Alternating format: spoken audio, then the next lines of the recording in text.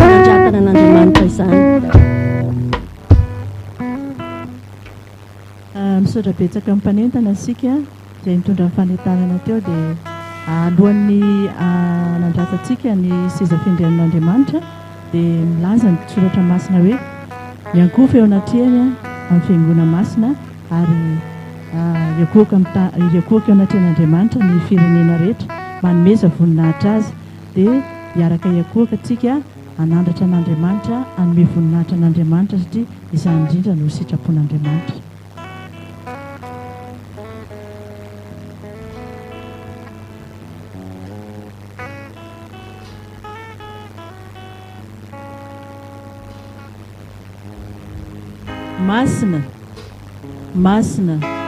Masina ilay tompo Andriamanitra ilay talosa ankehitriny aroavy nidera nihaja ny voninahitra ny eo an'ilay mipetraka eo ambony seza findrianana sy ho an'ny zanako ny reriany. Halleluja, amen.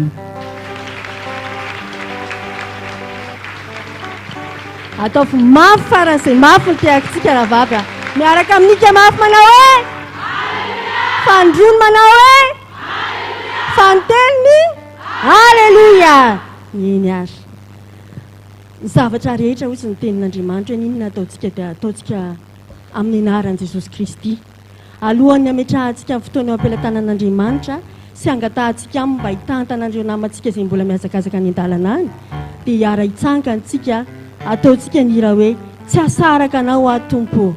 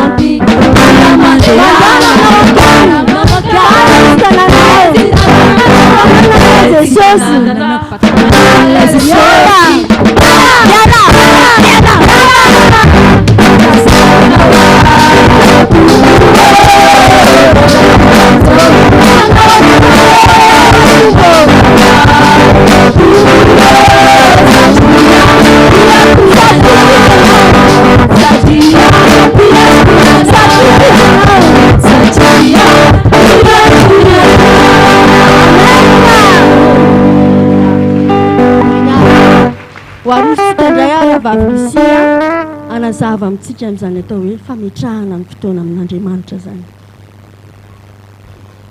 Araky ny tenin'Andriamanitra amin'ny Joba voalohany toko fahaenina manao hoe ary tamin'ny ray andro no nivory no niavy ireo zanak'Andriamanitra iseho teo anatrehan'i Jehova dia mba teo koa Satana tafahary taminy. Eo anatrehan'izany tenin'Andriamanitra zany dia araky ny hira izay efa nataontsika teo nandroaka ny fanahy ratsy dia eo koa izy tafaharoaro amintsika eo. Noho izany dia hiara hivavaka tsika ametraka amin'ny fotoana eo am-pelatanan'Andriamanitra ary indrindra androaka ny asa maizina izay mety hanelingelina atsika tsy ampifantoka atsika eny amintsika eny. Rehefa miteny zany hoe miaraka tsika anondro anapoka dia miaraka manapoka tsika, hiara hivavaka tsika ravavy. Jehovah Andriamanitra rainay masina tsara indrindra. Ianao le Andriamanitra Abraham, Andriamanitra Isaka, Andriamanitra Jakoba, Andriamanitra Pasteur Maïol, Andriamanitra ihany koa. Dia ianao le izy hatrizay ary mandrakizay. Ianao no rainay amin'ny anaran'ilay Jesosy Kristy Tompo izay nanolotra ny rano famonjenanay ary efa nandresy ny fahafatesana efa mipetraka eo amin'ny voninahiny dia eo ampovoan'ilay fanaovan-jiro volamena fito tahaka ny zanak'olona miakanjo lavatra ny tongony ary manana ilay fisikinam-bolamena eo amin'ny tratrany ary ny lohany sy ny volony dia fotsy tahaka ny volon'ondry fotsy dia tahaka ny oram-panala ary ny masony tahaka ny lelafy ary ny tongony tahaka ny varahana manganohano ohatra n'ilay voadio teo amin'ny fandrendrehany iny ary ny feony tahaka ny firondroan'ny ranobe ary ny tanakitana fito teny an-tanany ankavanana izy ary ny sabatra maranitra roa lela mivoaka ny vavany ary ny tarehany dia tahaka masoandro mamirapiratra amin'ny heriny. Ho anao ny dera, ho anao ny aja, ho anao ny sotra, anao voninahitra, hatramin'ny taloha indrindra ka mandrakizay. Alleluia, alleluia. Jehovah Andriamanitra rainay masina tsy toa, dia ianao le Andriamanitra avo indrindra, le mipetraka eo amin'ny seza fiandriananao, tahaka ny afo mamirapiratra, ny tapany ambony afo ary ny tapany ambany afo. Zany no atsonay amin'izao ora sy fotoana izao. Zany no dia raha sy ankalazanay fa lehibe anao tsy misy ny toanao. Misaotra anao tompo malala raha afaka metraka izao fotoana izao zay eo am-pelantananao. Tsy amin'ny herinay na tanjakay na fahaizanay na fahalalanay, voaka tompo niositry ny fananao masina mihitsy ny anositra anay ahafahanay anatanteraka an'izany araka ny teninao tao amin'ny Joba teo tompo. Dia raha nivory tokoa ny zanak'Andriamanitra iseho eo anatrehanao, dia mba tonga teo kosa tana tafaharo taminy araka izany tenin'Andriamanitra izany tompo malalo. Miseho eo anatrehanao reto vahoaka vehivavy reto amin'izao fetin'ny vehivavy martsa izao. Maro ny miady hitovy amin'ny lehilahy, fa izay kosa tompo amin'ity androany ity dia manandratra anao, mamevonatra anao eto amin'ity toerany ity. Noho izany tompo malalo, mangataka ny famindrafonao izay. Ny asa maizina rehetra tompo, na dragona na losifera na Beelzeboba na menarana hely na vazeny, na kalan'olona zazavavin-drano sy miaramila ny rehetra, dia fatoranay amin'ny rano zanak'ondry sy ny teny filazana azy, ary doranay amin'ny ran'le Jesosy Kristy tompo, manana maso tahaka ny lehilahy ary manana fisikinam-bolamena eo amin'ny tratrany sy ireo famantarana maro samihafa. Hoasandratsika ny tanantsika anondro, androaka ny asa maizina rehetra, tsy anakery tsy anam-pahefana eto amin'ity toerany ity, tsy anakery tsy anam-pahefana ihany koa amin'ireo vehivavy izay miazakazaka monty izao fotoana izao. Eny fa nananadino ary dia ianao anainga azy amin'ny alalan'ny fananao masina, fa ireny kosa dia tsy anakery tsy anam-pahefana fa levona sy torotoro avokoa amin'ity androany ity.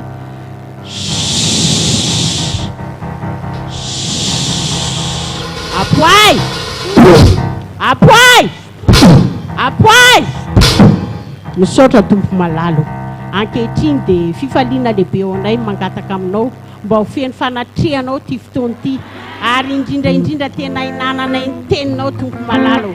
Iraisanay amin'ny Jesosy Kristy izay efa nanolotra ny rano famonjenanay, ary imbonanay fanahy amin'le fanahy masina izay efa nampatenain'i Jesosy Kristy hoe tsy ho avy aminareo raha tsy miala, tsy ho avy aminareo fanahy masina raha tsy miala na tsy miala eto dia efa miala ianao tompo, dia meteza fanahy masina iombo-panahy aminay amin'ity androany ity, ka andananay amin'ny fahamarinana, ary indrindra azahoanay ilay herin'ny fanjakana tompo, ka hitondranay handova fiainana mandrakizay, ary indrindra iandran-dranay ny fiverenanao fandrony akanay handova ny fiainana mandrakizay.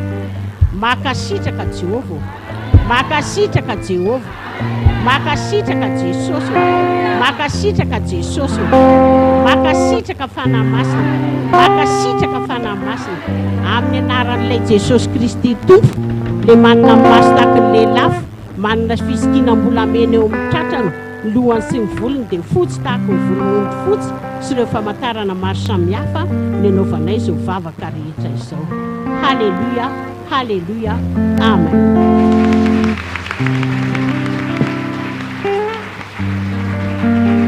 Ataovy mafy ny tiakatsika raha va miaraka amin'nika mafy manao hoe halleluia. Ny Andriamanitrantsika dia Andriamanitra mitoetra ambony fiderana.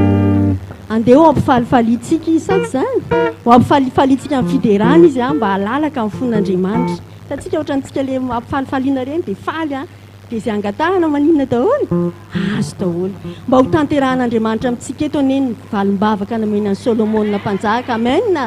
Hoe raha ny vehivavy izay natsonina amin'ny anarako no avy aninona ozy izy anetry tena, dia aninona koa hivavaka, hitady ny tavako ary aninona hiala amin'ny ratsy fanaony, dia aninona ozy izy hiaino any an-danitra ka amela ny heliny sy anasitrana ny tany. Amen, amen.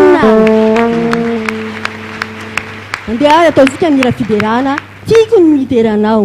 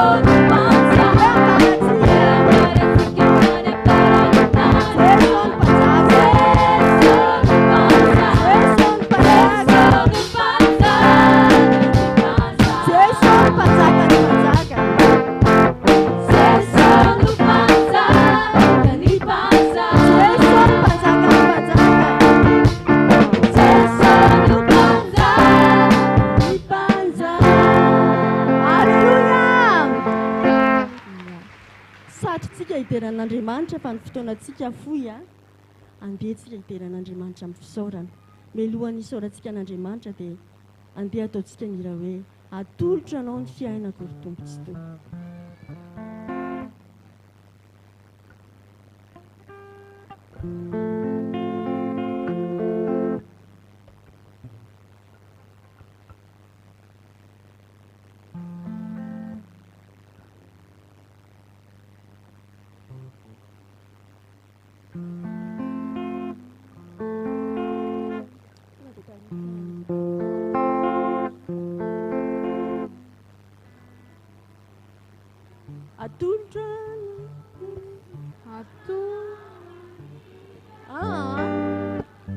Atolotra anao ny fiainako ny Tompo tsy toy. Atolotra anao ny fiainako ny Tompo tsy ankehitriny aray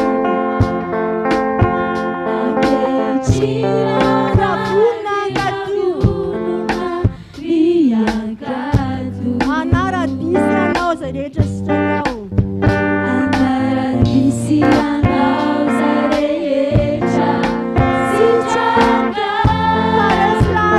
famonjena zay nataonao silatra tanfamonjena zay nataonao eny ray misaotranao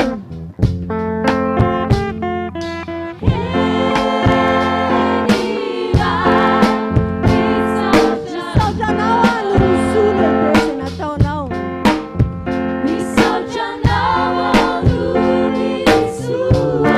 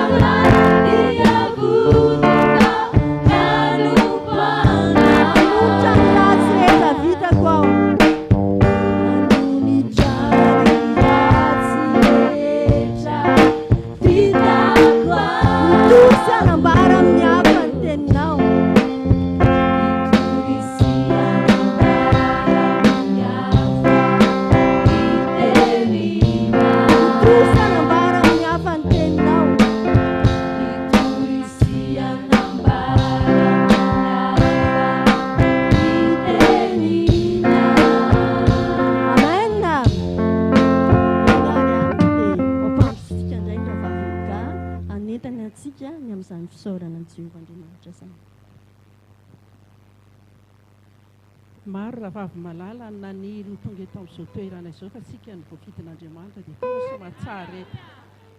Maro koa rehefa efa amin'ny ora farany tamin'ny maraina ary dia efa vonona no andeha fa dia izay ny sitrapon'Andriamanitra dia tsy tonga izy tonga entsika mbavaka foana ireny anandratra ny fisaorana lehibe dia lehibe an'Andriamanitra isika no izany fitahiana nandritran'izay heritaona tamin'ny valomarsa 3 sy izao valomarsa izao saotra azy be lehibe tsika amin'ny anaran'ny vavaka dia iraina ianaranao Andriamanitra no izany fisaorana be lehibe izany araka ny tenin'Andriamanitra ao amin'ny Tesaloniana toko voalohany 2:5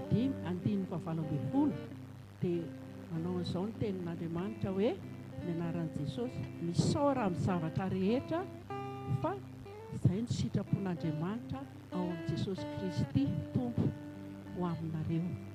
Misaorantsika be dia be Jehovah Andriamanitra amin'izany teny tsara be nomeny antsika izany. Anandratra fisaorana manokana fotsiny izany tsika so an'ireo rahavavy namantsika izay tsy afaka tonga teto isaorantsika foana Andriamanitra fa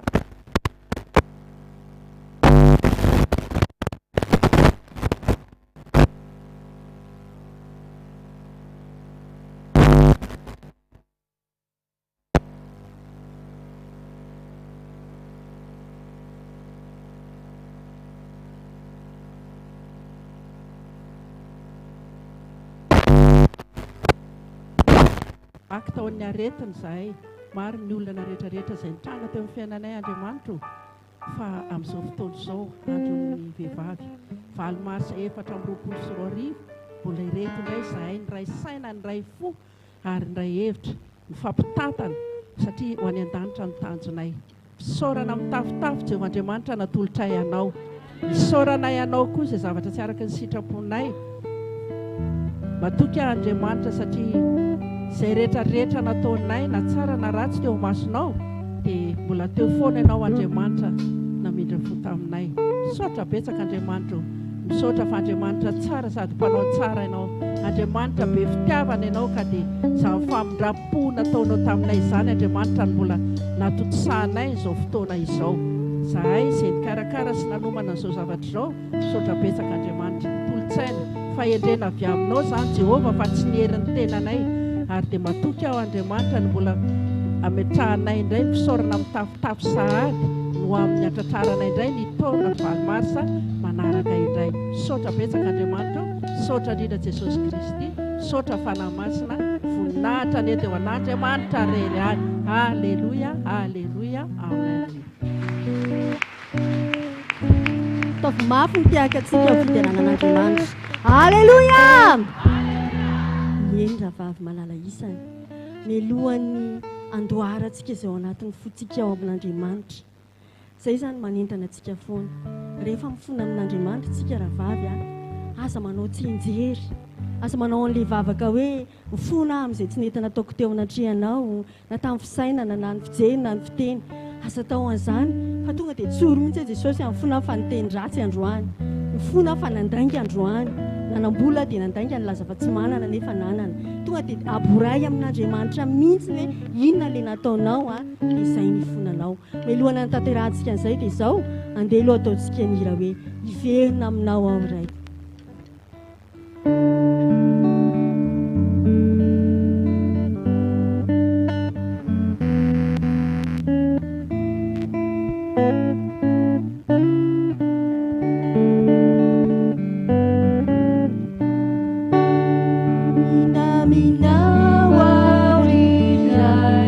Ilay nyuta natao matuky ny fosiny saiko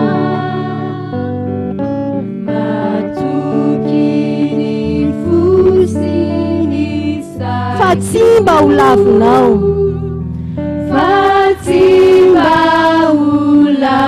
mafy tsika ravavy indro atolotro ny tenako anao tokoa indro atolotro izany tenako miaraka aminao fahalotoko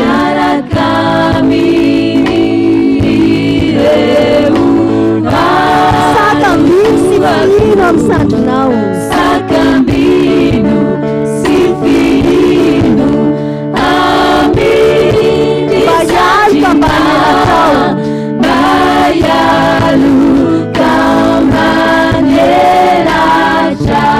Varina sy tena sondrina Variana sy tena sondrina Tamianina Aminirarina mety Sapakurananao jerikina Sapakurananao jerikina Pananenina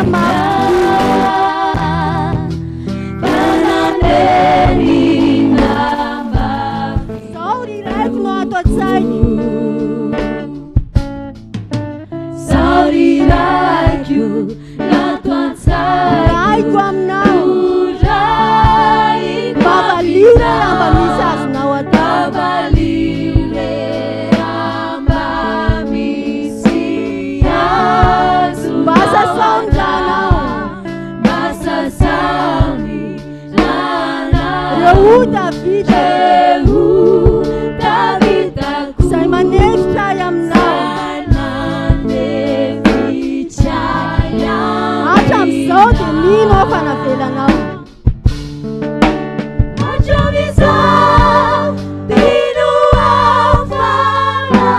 Miara mitoetra aminao mandrakizay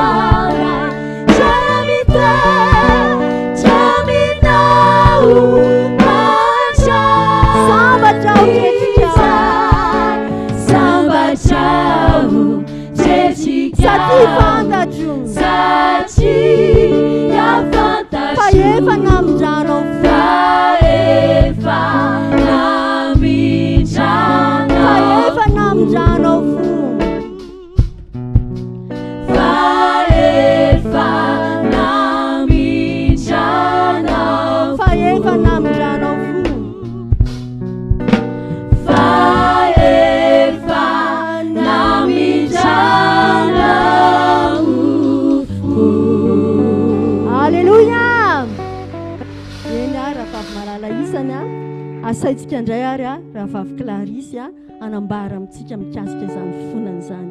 Mbola tsy ekoaka aloha tsika fa miandrandra vavy Clarisy.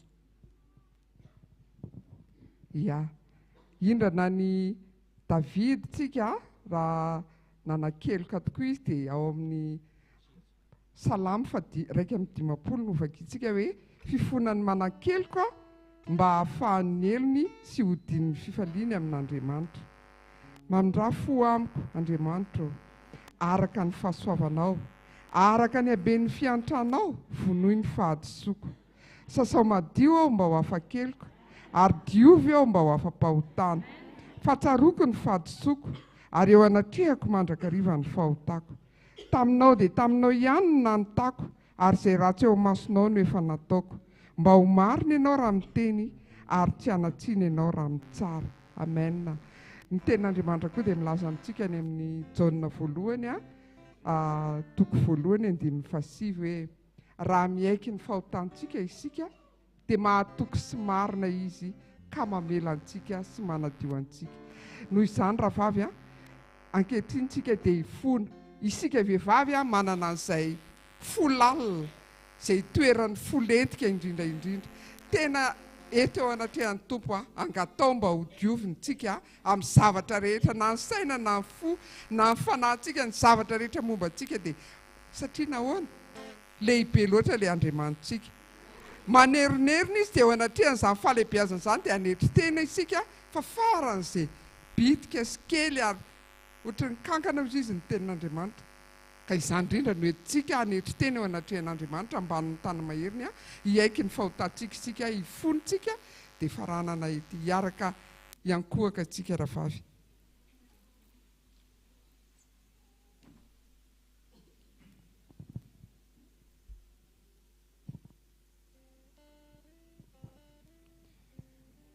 Ray masina tsara indrindra eo anatrehan'ny fitiavanao, eo anatrehan'ny nikarakaranao anay Tompo, dia indreto izay vehivavy miankohaka eto anatrehanao, miaiky ny tsy fahatanteranay, manoloana ny fahalehibeazanao sy ny fiandriananao dia mifony izay Tompo, satria tsy mendrika izay na dia ny amany kapanao ary hozy izy ny mpanomponao, nefa izay dia nofidianao. Ankehitriny ary Tompo malala dia tsorinay eo anatrehanao ny tsy fahatanteranay rehetra, indrindra fa ny any amin'ny fonay lentika, ny any amin'ny sainay lalina, ny any amin'ny fanahinay izay efitra mampisaraka anay aminao, ianao any anjerany reny Tompo. Anafaka anay amin'izany tsy fahatanteranay izany, satria ianao misy no miteny aoka ho tanteraka ianao reo tahaka ny fahatanteran'ny rainareo izay any an-danitra. Dia misaotra anao izay noho ny amin'ity fotoana ity hahafahanay indray mitsotra eo anatrehanao ny tsy fahatanteranay, ny fahotanay rehetra vitanay Tompo, na ny tenina lokon'ny vavanay izany, eny na ny teny ren'ny sofinay ary nijeren'ny masonay, hifonanay eo anatrehanao izany. Indrindra fa raha nanafotoana ny ankonanay, ny mpiaradia aminay Tompo, hifonanay izany satria tsaronay tokoa fa tsy tafaray aminao izay fa efitra mampisaraka anay aminao izany tsy fahatanteranay izany. Koa dia misaotra anao indrindra izay raha afaka mifona eto anatrehanao, miankohaka eto anatrehanao, manao izao fifonanay izao. Dia ho anao any tera, ho anao ny haja, ho anao voninahitra mandrakizay, ary misaotra anao sahatsy amin'ny andraisanao izany fifonanay sy fiaikenay ny tsy fahatanteranay eo anatrehanao izany. Dia misaotra ray eo. Alleluia. Amen.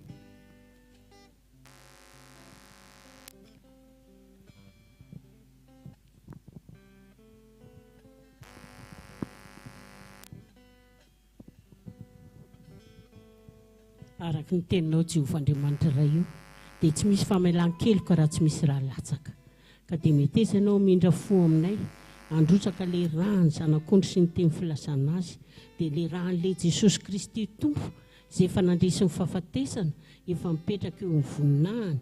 Dia le Jesosy Kristy manana maso taky ny lelafo, manana fisikinam-bolamena eo amin'ny tratrany, ary ny lohany sy ny volony dia fotsy tahaka ny volon'ondry fotsy sy ireo famantarana maro samihafa. Izany rahan'i Jesosy Kristy izany no talaonay sy angatahanay, andrakotra anay tsiraray avy hatrany andohanay ka hatrany am-paladianay, anadio ny fonay hatrany amin'ny fonay lalina, anadio ny sainay hatrany amin'ny sainay lalina. Ny rahan'ny zanak'ondry sy ny teny filazana azy ikorina amin'ny lalan'ny rahanay rehetra na vaventy na majinika hatramin'ny ozatra mihitsy ary tompo, dia oka ny rahanao masina anadio anay hatrany andohanay ka hatrany am-paladianay. Ny rahan'ny zanak'ondry sy ny teny filazana azy ihany koa no angatahanay sy talaonay andrakotra amin'ny fahafenoana amin'ny fitaovana rehetra izay ampiasaina amin'ity androany ity. Ny rahan'ny zanak'ondry sy ny teny filazana azy anadio ny vahoakanao tsirairay avy izay manaraka izao fotoam-bavaka izao, fampivavahana izao, na any atokantrano na any era Madagasikara na hatrany ampitan-dranomasina, dia manao avokoa tompo malala reny vahoakanao reny. Ka talaonay sy angatahanay ho diovinao sy sasanao amin'ny rahan'ny zanak'ondry sy ny teny filazana azy, ho afaka amin'ny fatipatorana rehetra, ho afaka amin'izay mbola mangejanay tsirairay avy. Ny rahan'ny zanak'ondry sy ny teny filazana azy ihany koa andrakotra ny tokantranony tsirairay. Ny rahan'ny zanak'ondry sy ny teny filazana azy ho mandafiarovana anay tsirairay ka ninona tompo, zana tsy pika alefa ny ratsy dia tsy ambinina izany fa levina sy torotoro avokoa. Ny rahan'ny zanak'ondry sy ny teny filazana azy ho fefy manodidina anay ka dia adio tokoa izay tompo malalo. Makasitraka Jehovah, makasitraka Jesosy, makasitraka fanahy masina. Maro tompo mivavaka tianay asandatra nefa izay voatoy ny vavanay, fa matoko izay tompo malalo, fa efa rava tanteraka le efitra nampisaraka anay taminao. Amin'ny anaran'ilay Jesosy Kristy tompo izay efa nandresy ny fahafatesana efa mipetraka eo amin'ny voninahiny no anaovanay izao vavaka rehetra izao, ary izy no mbola hitalaonay ampity izany amin'ilay Andriamanitra ray mahefa ny zavatra rehetra, mba ho emboka manitra akasitrahany eo amin'ny seza fiandrianany. Ho anao ny dera, ho anao ny haja, ho anao ny saotra, anao voninahitra, hatramin'ny taloha indrindra ka mandrakizay. Halleluja, halleluja, amen. Masaho toerantsika rahavavy. Arak'ile hirantsika teo rahavavy hatramin'izao dia maninona ozy izy? Fantatro fa efa navelanao ny eloko. Halleluja! Dia maninontsika rehefa vavela eloko? Sambatra ketrika. Sady izany le izy? Ya, raha tena sambatra tsika ketrika andeha mbola hika faran'izay mafitsika manao hoe halleluja! Ya, ho an'Andriamanitra rery ihany ny voninahitra. Manasa tsika rehetra indray ary hitsangana. Satria dia efa nidiovin'Andriamanitra, tsika madio tsika, mendrika tsika hitoeran'ilay fanahin'Andriamanitra. Afaka mipetraka kely vetivety indray aloha tsika izany. Misaotra an'Andriamanitra tsika satria Andriamanitra io dia Andriamanitra tiantsika io. Fa melohan'ny mandra-pikarakarany zareo an'io dia ho raisitsika kely le tenin'Andriamanitra, samy misy sokafy ny baibolitsika. Dia jerentsika kely le tantara faharoa toko fahafito, le valiny vavaka nataon'ny Solomona mpanjaka. Rahantsika mamaky vetivety iny, tantara faharoa toko fahafito, 1:4. Rehefa hitantsika dia rahantsika mamaky, dia tsika tsy manao hoe raha ny oloko, fa raha nina ozy izy tsika? Raha ny vehivavy. Vehivavy tsika eto. Mety misy vavaka betabe efa nasandratsika tany am-piangonana tany, mety mbola tsy tonga ny fotoanany. Fa androany tsika vehivavy indray iray fomba iray saina eto, angataka amin'Andriamanitra dia matokisa rahavavy, fa tsy ny lehilahy ihany nen'Andriamanitra fa nina koa ny vehivavy ihany koa. Manisa telo dia ara-mamaky tsika. Isa, 2, 3. Raha ny vehivavy izay antsona amin'ny anarako no avy anetry tena, ka hivavaka sy hitady ny tavako ary hiala amin'ny ratsy fanaony, dia hiaino any an-danitra aho ka mela ny elony sy hasitrana ny taniny. Amen! ataovy mafy ny teakotsika rahavavy a. Alleluia. Saba Jehova. Saba Jehova. Saba Jehova. C'est Apokalypsy. Ho amintsika rehetra ne zany fandresena zany. Vonina ve ny zava-maneno? Ya. Vonina ny zava-maneno a toizantsika trano ny fandarana ary a. Iara itsangantsika melohan'ny angatahantsika ny fanahin'Andriamanitra indray a mba hanapaka fiainao anatintsika dia andeha ataontsika nira hoe Tompo kasiho indray ny fonay.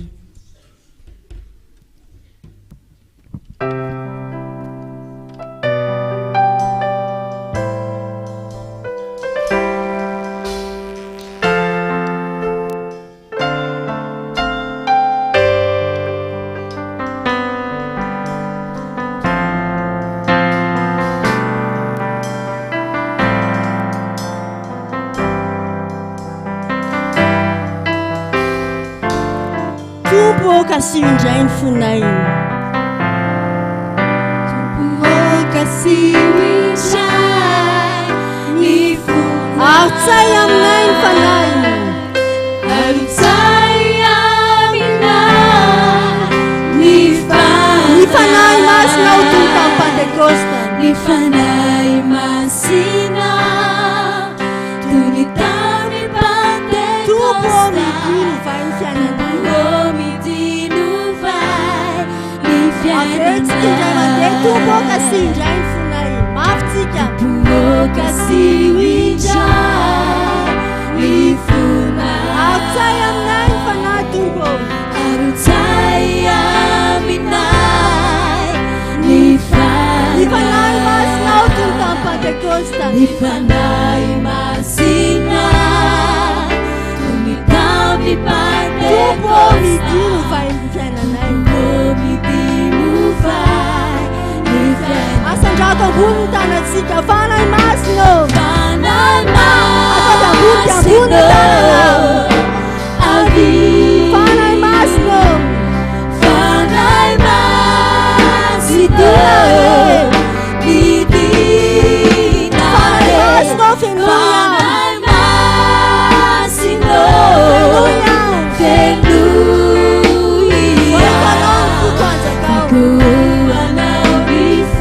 Afetsika fanay masina. Fanay masina. Fanay masina midina re. Fanay masina. Midina re. Fanay masina. Fenuia. Voitanao ny foko anjakao. Voitanao ny foko anjakao. Voitanao ny foko anjakao.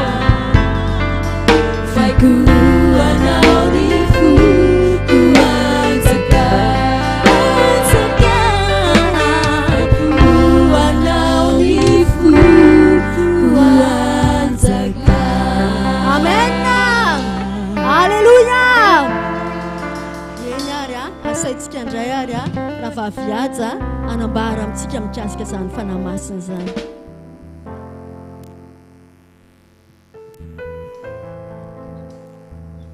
Ny ten'Andriamanitra omenantsika dia ao amin'ny Apokalypsy toko fa 2:7 manao hoe izay manatsofina aoka izy iaino izay lazain'ny fanahy amin'ny fiangonana. Iza moa ilay fiangonana? Isika ny vehivavy, satria tsika vehivavy eto dia samy mahay maninona ozy izy ny ten'Andriamanitra miaino izay lazain'ny fanahy. Fa io fanahy io manana ny asany be da be izy.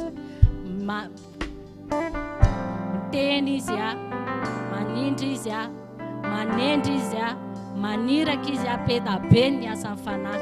Fa zay fahaizantsika miaino azy zay ny zava-dehibe indrindra. Dia anio angataka ny fanahy masintsika.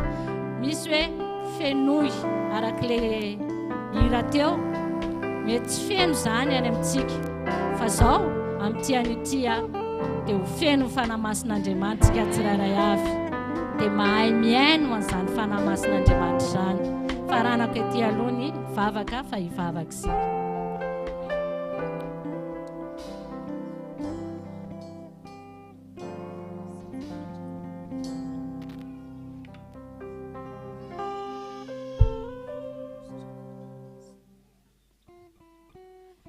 Jehovah rainay izay ny an-danitro, rainay amin'ny anaran'i Jesosy Kristy tompoty anay, ilay tompony tompo, mpanjaka ny mpanjaka, Andriamanitra mahery, rainy mandrakizay. Anao Jehovah ny tera, anao ny laza, anao Jehovah ny voninahitra, hatramin'ny taloha indrindra ka mandrakizay. Masina, masina, masina Jehovah tompony maro. Mankasitraka anao izay raha eo tamin'ity ity, fa mbola nomenao anjara tamin'izao andro ny valimaro izao nitera sy nanome voninahitra anao. Nanao izao vavaka liturgie feno izao indray, feno izay tompo kodederainay ny anaranao, voninahitra ny eo amin'ny avy indrindra. Izany indrindra no anananay anjara amin'ity ity, angataka ny fanomezana izay efa nomenao fony voanino izay dia ny fanahinao masina. Izany fanahinao izany anie ilay eo amin'ny seza fiandriananao, izany fanahy fafenona fito izany, nefa hiasa ty anatinay tsirairay avy, anazava tompo ny any amin'ny aparatoka ihany ary ilazo ivoana hoe ity lalana ka andehana. Izany fanahinao masina izany tompo, nefa menonao ny sainay, aizanay mitoetra tompo ao anatin'io sainay io ka ireketan'ny teninao mandrakariva ty anatinay. Izany fanahinao masina izany nefa meno fonay, ary toeranao zany fonay izany ka tsy izahay intsony no velona, fa ianao Kristy Jesosy io no velona ty anatinay, satria efa masina ianao dia masina koa izay, ary samy rere tompo fa manana anao ilay masina izay manandratra ny tavanao aminay ary mampamirapiratra ny tavanao aminay mandrakariva no ny heriny izany fanahy masina izany sy ny voninahitra hoentiny izany heriny fanahy masina izany. Dia manatria ny fahafenona Jehovah amin'izay rehetra ataonay, amin'izay rehetra alehanay, dia ianao nefa hitantana ny fiainanay amin'ny heriny fanahinao masina. Voninahitra ny eo amin'ny avy indrindra, amin'ny anaran'i Jesosy Kristy. Alleluia, amen. Izany ve ny tiaky ny olona feno fanahy masina? Alleluia! Alleluia! Sambatritsika rahavavy, tena sambatritsika. Satria tsy dera fotsiny tsika, fa tonga indray ny fotoana anginantsika indray dia enotsika an'Andriamanitra. Ny teny nentin'ny rahavavy aja teo dia hoe izay manatsofina dia aoka izy aninona izy iaino. Matokontsika fa efa ao anatsika ny fanahy dia manatsofina daholo amin'ity andro an'ity. Melohan'izay dia izao manao hirintsika, dia raha ataontsika sainy tsara ngely tononkira, fa ny tononkira fotsiny dia efa mahavelona anao. Ny teninao Andriamanitra dia feno fitiavany lehibe.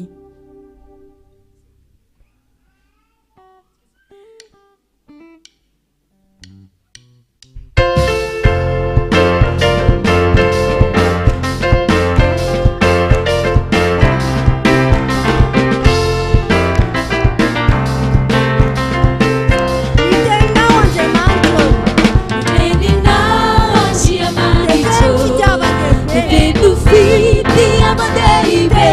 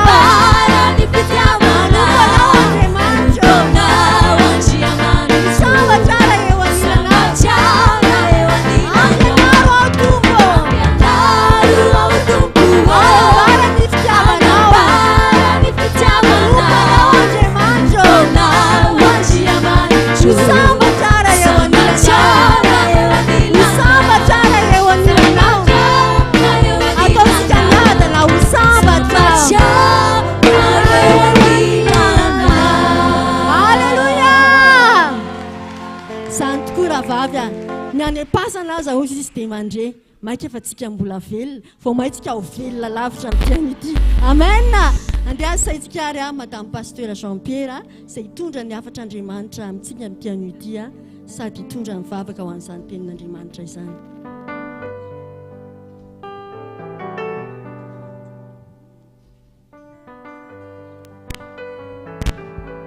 Iara ivavaka avy hatrany isika anondrika ny lohantsika. Jehovah ray ny masino dia mbola faly midera mankalaza manome voninahitra ny anaranao hatrany izahay noho ny fitiavanao sy ny famindraponao satria dia mbola nomenao tombonandro tokoa izahay ahafahanay midera mankalaza manome voninahitra ny anaranao amin'izao andro natokana ho an'ny vehivavy izao ka dia teraina sy ankalazaina ny anaranao ankehitriny tompo dia mitenena aminay indray ianao amin'ity androany ity ka mba ho vehivavy marina vehivavy masina eo anatrianao hatrany izahay ny dera ny haja ny voninahitra teo anao rery ihany halleluia amen. Manasa antsika azo toerana.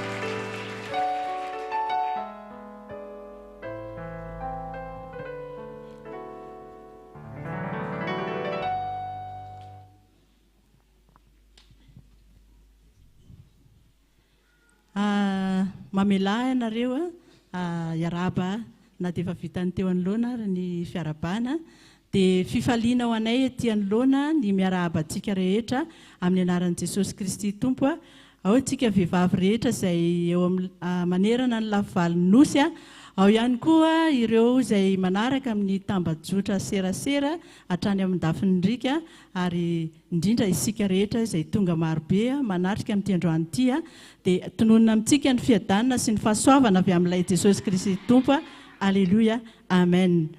Dia isaorantsika ihany koa ilay Jehovah Andriamanitra satria izy no nahatotosa sy nahalavorary indray ny fotoana izay efa napetrakantsika teo anatreny amin'ity andro ny valo marsa ity satria dia mbola nomeny tombonandro koa tsika vehivavy rehetrarehetra ka nomeny fahasalamana mbola afaka manatrika sy manome voninahitra an'Andriamanitra ary izany indrindra no atom-pisintsika amin'ity androany ity dia izao hoe isaotra idera ankalaza anome voninahitra an'Andriamanitra miavaka ny fotoana amin'ity taona 2024 ity satria raha tsy haivina ny tamin'ny herintaona dia naninona tsika nanao dia be tsika ary nameno ny tany amin'ny kianjan'ny Barea fa androany indray dia ozy Jehovah hoe atsoky indray ny vehivavy amin'ity valo marsa ity idera ankalaza anome voninahitra ny anarany izany dia isaorantsika mandrakariva ny anaran'ny mahery.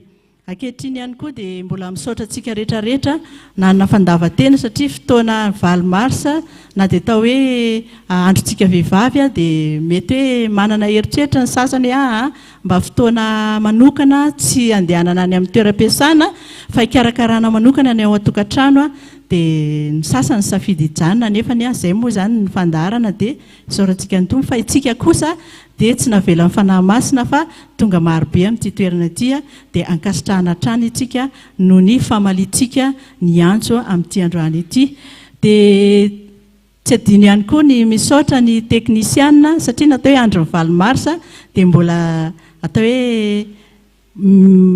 mbola tsy atao hoe tena hoe mahavita tena tsika izany fa mbola mila an'ireo ranada satria ny vehivavy sy ny lehilahy tokoa dia tanana vy sy havanana tsy maintsy hoe mifanampy ka dia mankasitraka anareo izay ranada ny amin'ny fanomezan-tanana misy irany ainga izay ihany hoe tsy afaka amin'ny vehivavy io ianao na hoaiza fa amin'ity valo marsa ity kosa dia ozy tsika hoe tsy ho afaka amin'io lehilahy io ianao na hoaiza noho izany itsika vehivavy isika vehivavy zanak'Andriamanitra itsika Apokalypsia dia mbola mametraka trano hoe ny lahy ny lohan'ny vavy dia apetrakantsika amin'ny toerana misy azy izany ireo ranadahntsika ireo dia ny tompony momba sitahanareo ranadahy mba havita be amin'ny adidy sy andraikitra izay nametrahan'ny tompo anareo. Izay ny amin'iny fahiditra avy hatrany isika ny amin'ny tenin'Andriamanitra izay horaisintsika amin'ity andro ny valo marsa ity ny loha hevitra izay noraisina sy ny safidin'ny tompon'andraikitra amin'ity androany ity dia ny hoe inona ny loha hevitra antsika mahatoky izay vehivavy voafidin'i Jehovah izy io satria antsika dia manana tondro zotra hatrany izay mitarika sy andrahona amin'izao fiangonana izao dia io loha hevitra io dia niraisintsika tao amin'ny loha hevitra ny amin'ny volana amin'ny perikopantsika amin'ny perikopan'ny F.A.M nalaintsika tao amin'ny lohahevitra volana mars dia izay indrindra noraisy ny tompona andraikitra hoe alohantsika tsy ala lavitra n'izay fa horaisitsika hoe matoky izay voafidin'i Jehova dia izany indrindra tokoa no tenin'Andriamanitra izay hoentsika fa mialohany ny amelabelantsika sy amoaboasantsika izay hoe vehivavy matoky izay voafidin'i Jehova dia manahoana tokoa ary isika vehivavy eo anatrihan'ny tenin'Andriamanitra sy ny hoe manahoana marina ny toerana misy atsika vehivavy dia hojerentsika ny oabolana faraiky amby 30 dia ny andininy 10 ihany aloha no horaisitsika. Ny soramandry dia milaza hoe fankalazana ny vehivavy izay sady tsara no mazoto. Na ny lohahevitra fotsiny ara dia efa hita hoe vehivavy manana fahatsarana sy manana fahazotoana. Ny 10 dia milaza hoe iza no mahita vehivavy tsara fa ny tombany dia mihoatra lavitra noho ny voangy. Iza ozy izy no mahita vehivavy tsara fa ny tombany dia mihoatra lavitra noho ny voangy. Izany hoe vehivavy tsara voalazany hoe vehivavy maninona vehivavy tsara, izany hoe misy ranvoakely ery ambany ery hoe vehivavy tsara dia lazainy hoe vehivavy mahay. Izany hoe isika vehivavy zany dia tokony hanana izay fahaizana manokana amin'ny mahavehivavy atsika izay. Inona daholo ny fahaizana tokony hananantsika fa tsy hoe rehefa vehivavy dia hoe mipetraka fotsiny amin'izao hoe midororory fotsiny amin'izao fa tokony hoe vehivavy manam-pahaizana ihany koa tsika amin'ny lafiny rehetrarehetra. Milaza koa izy hoe mihoatra lavitra noho ny voangy.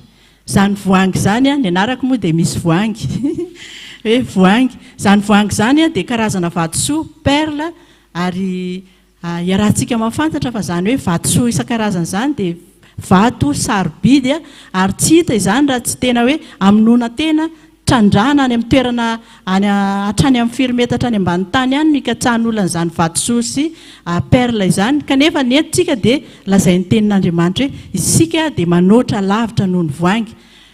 Ny vatosoa zany dia mbola katsahana amin'ny toerana atao hoe any amin'ny toerana tsy hita maso any fa isika vehivavy dia maninona hita eny amin'ny toerana rehetrarehetra izay misy atsika eny isika vehivavy dia vehivavy tsara, vehivavy manana satria raha jerena zany hoe vatosoa zany dia atao hoe manana vidy na hoe lafo vidy zany vatosoa zany.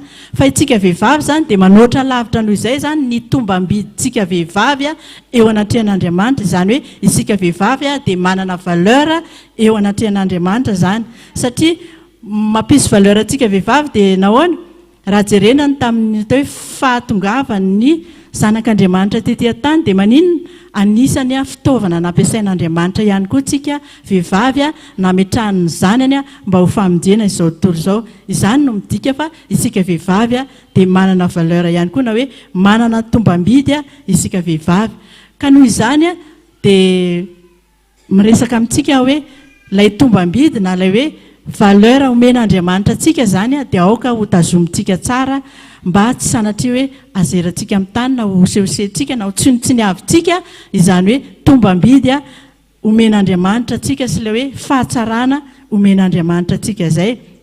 Satria raha jerentsika ohatra hoe ny an'izao tontolo izao ny fanombanana sy ny hoe fijerevana an'izany hoe vehivavy tsara zany dia maninona izao tontolo izao ny atao hoe vehivavy tsara dia izao hoe vehivavy bikana tsara tarehy, vehivavy mahay mihaingo, vehivavy atao hoe catalogue raha izay ngamba ny mahalaza azy dia izao hoe vehivavy mahay mihaingo izany no atao hoe vehivavy tsara amin'izao tontolo izao. Dia mbola lazainy fijerin'izao tontolo izao ihany koa ny atao hoe vehivavy tsara dia izao hoe vehivavy atao hoe manana lazany manokana eo amin'ny tany amamonina, eo amin'ny fiarahamonina, eo amin'ny firenena. Vehivavy atao hoe manam-pahaizana, reny vehivavy ilay miseho any amin'ny atao hoe amin'ny fahitalavitra manao dokam-barotra maro samihafa ireny izay no atao hoe famotinan'izao tontolo izao hoe vehivavy tsara. Fa ny tenin'Andriamanitra ao amin'ny oabolana faraiky amin'ny 30 tsy miala lavitra isika ny 9 dia hoe maninona fitaka ny fahatsarambika ary zava-poana ny fahatsaran-tarehy fa ninona ozy izy vehivavy matahotra ny Jehova ihany no deraina. Ka mba ahafan'ny olona mideratsika ahafan'andriamanitra mideratsika dia zao hoe inona ny tokony toetra ananantsika manana ny fahatahorana an'andriamanitra isika zany amin'ny androm-piainantsika isan'andro isan'andro fa tsy hoe valy marsa ny andro dia anao zavatra mpiavaka atsika fotsiny isika fa aoka zany mba tena ho toetra ao anatintsika zany hoe vehivavy mendrika, vehivavy tsara, vehivavy manana tombam-bidy izany. Izay ny amin'iny fa idirantsika satria fotoana eo am-pelantanantsika somary fohifohy ihany dia idirantsika ny loha hevitra antsika milaza hoe mahatoky izay vehivavy voafidin'i Jehova. Hoe mahatoky izy izay vehivavy voafidy ny Jehova. Dia zao hoe manahoana tokoa ary izaho sy ianao manoloana izany hoe tenin'Andriamanitra hoe mahatoky izany. Raha jerena ao amin'ny soratra masina ny ity hoe mahatoky ity dia somary mba efa nijerijery ihany nandritra ny herinandro iny fa misy eo amin'ny 7:20 zany ny teny milaza an'izany hoe fahatokiana na hoe mahatoky izany. Raha mijeran'io teny hoe mahatoky io sika dia fahamaritana anazy zany dia hoe inona ny atao hoe mahatoky satria misy manko ny hoe mahatoky sy ny hoe matoky. Samy hafa ny hevitry ny hoe mahatoky sy ny matoky. Inona ny hevitry ny hoe mahatoky? Ny atao hoe mahatoky dia olona azo itokisana. Zany hoe amin'izao vaninandro misy atsika iainantsika zao dia tena hoe sarotra dia diavina zany olona mahatoky izany. Ary na mitady mpiasa ary tsika hoe na mitady mpanampy tsika ao anatin'ny tokantrano na any amin'ny toerana maro samihafa dia maninona mitady olona atokisana. Ohatra hoe mba misy olona afaka mba hanampy anay ve ihany, manahoana misy ihany ahoana azo atokisana ve, tsy maintsy mipetraka foana zany ilay fanontaniana hoe mba mahatoky ve. Dia izany koa zany hoe mahatoky dia hoe olona azo itokisana. Zany hoe mahatoky fa ny atao hoe mahatoky dia maninona misy zavatra tokianao zany hoe mahatoky tsika fa misy Andriamanitra. Mahatoky ny famonjen'Andriamanitra fa isika mihitsy zany ilay tadiavina hoe isika no manana toetra mahatoky eo anatrehan'Andriamanitra, olona azo itokisana ve isika. Izay zany anisan'ity lohahevitra ty hoe tsika vehivavy zany tena takiany tenin'Andriamanitra mba hanana an'izay toetra hoe mahatoky izay. Dia maninona koa tsy hoe mahatoky amin'ny atao hoe amin'ny fomba fiainana fotsiny fa hoe mahatoky amin'ny fitondran-tena. Isika vehivavy ihany koa dia mila manana an'izay hoe atokisan'olona amin'ny fomba fitondran-tena izay, indrindra ho an'ny vehivavy manambady mova isika atokisan'ny vaditsika ny fomba fitondran-tenantsika. Sa hoe voavoaka tsika dia mitaitaina amin'ny vaditsika sao dia manao an'izao indray ihany ilay vadiko sao dia izao indray, fa izaho sy ianao zany dia vehivavy azo itokisana, vehivavy azo ametrahana fitokisana zany isika vehivavy. Eo anatrehan'izay hoe mahatoky satria vehivavy voafidin'i Jehova. Isika vehivavy atao anatin'ny fikambanana dia atao hoe samy manana ny adidy aman'andraikitra ny toerana izay nametrahan'Andriamanitra antsika atao anatin'ny fikambanana. Misy atao hoe komity amin'ny isan'ambaratonga eo anivon'ny toe any amin'ny régional, paroasy, fiangonana, any amin'ny cellule, any amin'ny atao hoe fikambanam-behivavy ihany koa na atao hoe dorcasy manana ny andraikitra antsika isika. Ka moa ve isika mahatoky amin'izay toerana nametrahan'Andriamanitra antsika izay, ohatra atao hoe mpitam-bola zao ny asako. Moa ve zaho mahatoky amin'izay toerana nametrahan'Andriamanitra hoe moa ve mahatoky aho amin'ny vola izay ampitantanina sa hoe efa ty amiko ty vola ty dia nga misy mahafantatra fa ataoko an'izao ty vola ty. Fa isika vehivavy zany dia vehivavy azo itokisana amin'ny adidy sy andraikitra izay nametrahana antsika zany. Izany hoe miezaka zany isika vehivavy mba atokona dia atao hoe amin'ny zavatra kely azy. Satria rehefa miaina ao anatin'izay atao hoe fahatokiana izay tsika, ninona zavatra ataontsika dia izao hoe milamina avokoa zany izay zavatra ataontsika raha vao mitoetra ao anatin'izay atao hoe fahatokiana. Araka ny teniko tery am-boalohany hoe amin'izao fotoana izao dia sarotra ny mitady olona mahatoky izany. Ka noho izany mba ahafahan'Andriamanitra ihany koa zany miasa eo amin'ny fiainantsika zany dia aoka tsika anana toetra mahatoky satria izany fahatokiana sy toetra mahatoky izany no toetra takian'i Jehova hoe vehivavy, zany hoe mahatoky izay vehivavy voafidin'i Jehova. Dia aoka zany tsika anana an'izay toetra feno fahatokiana izay.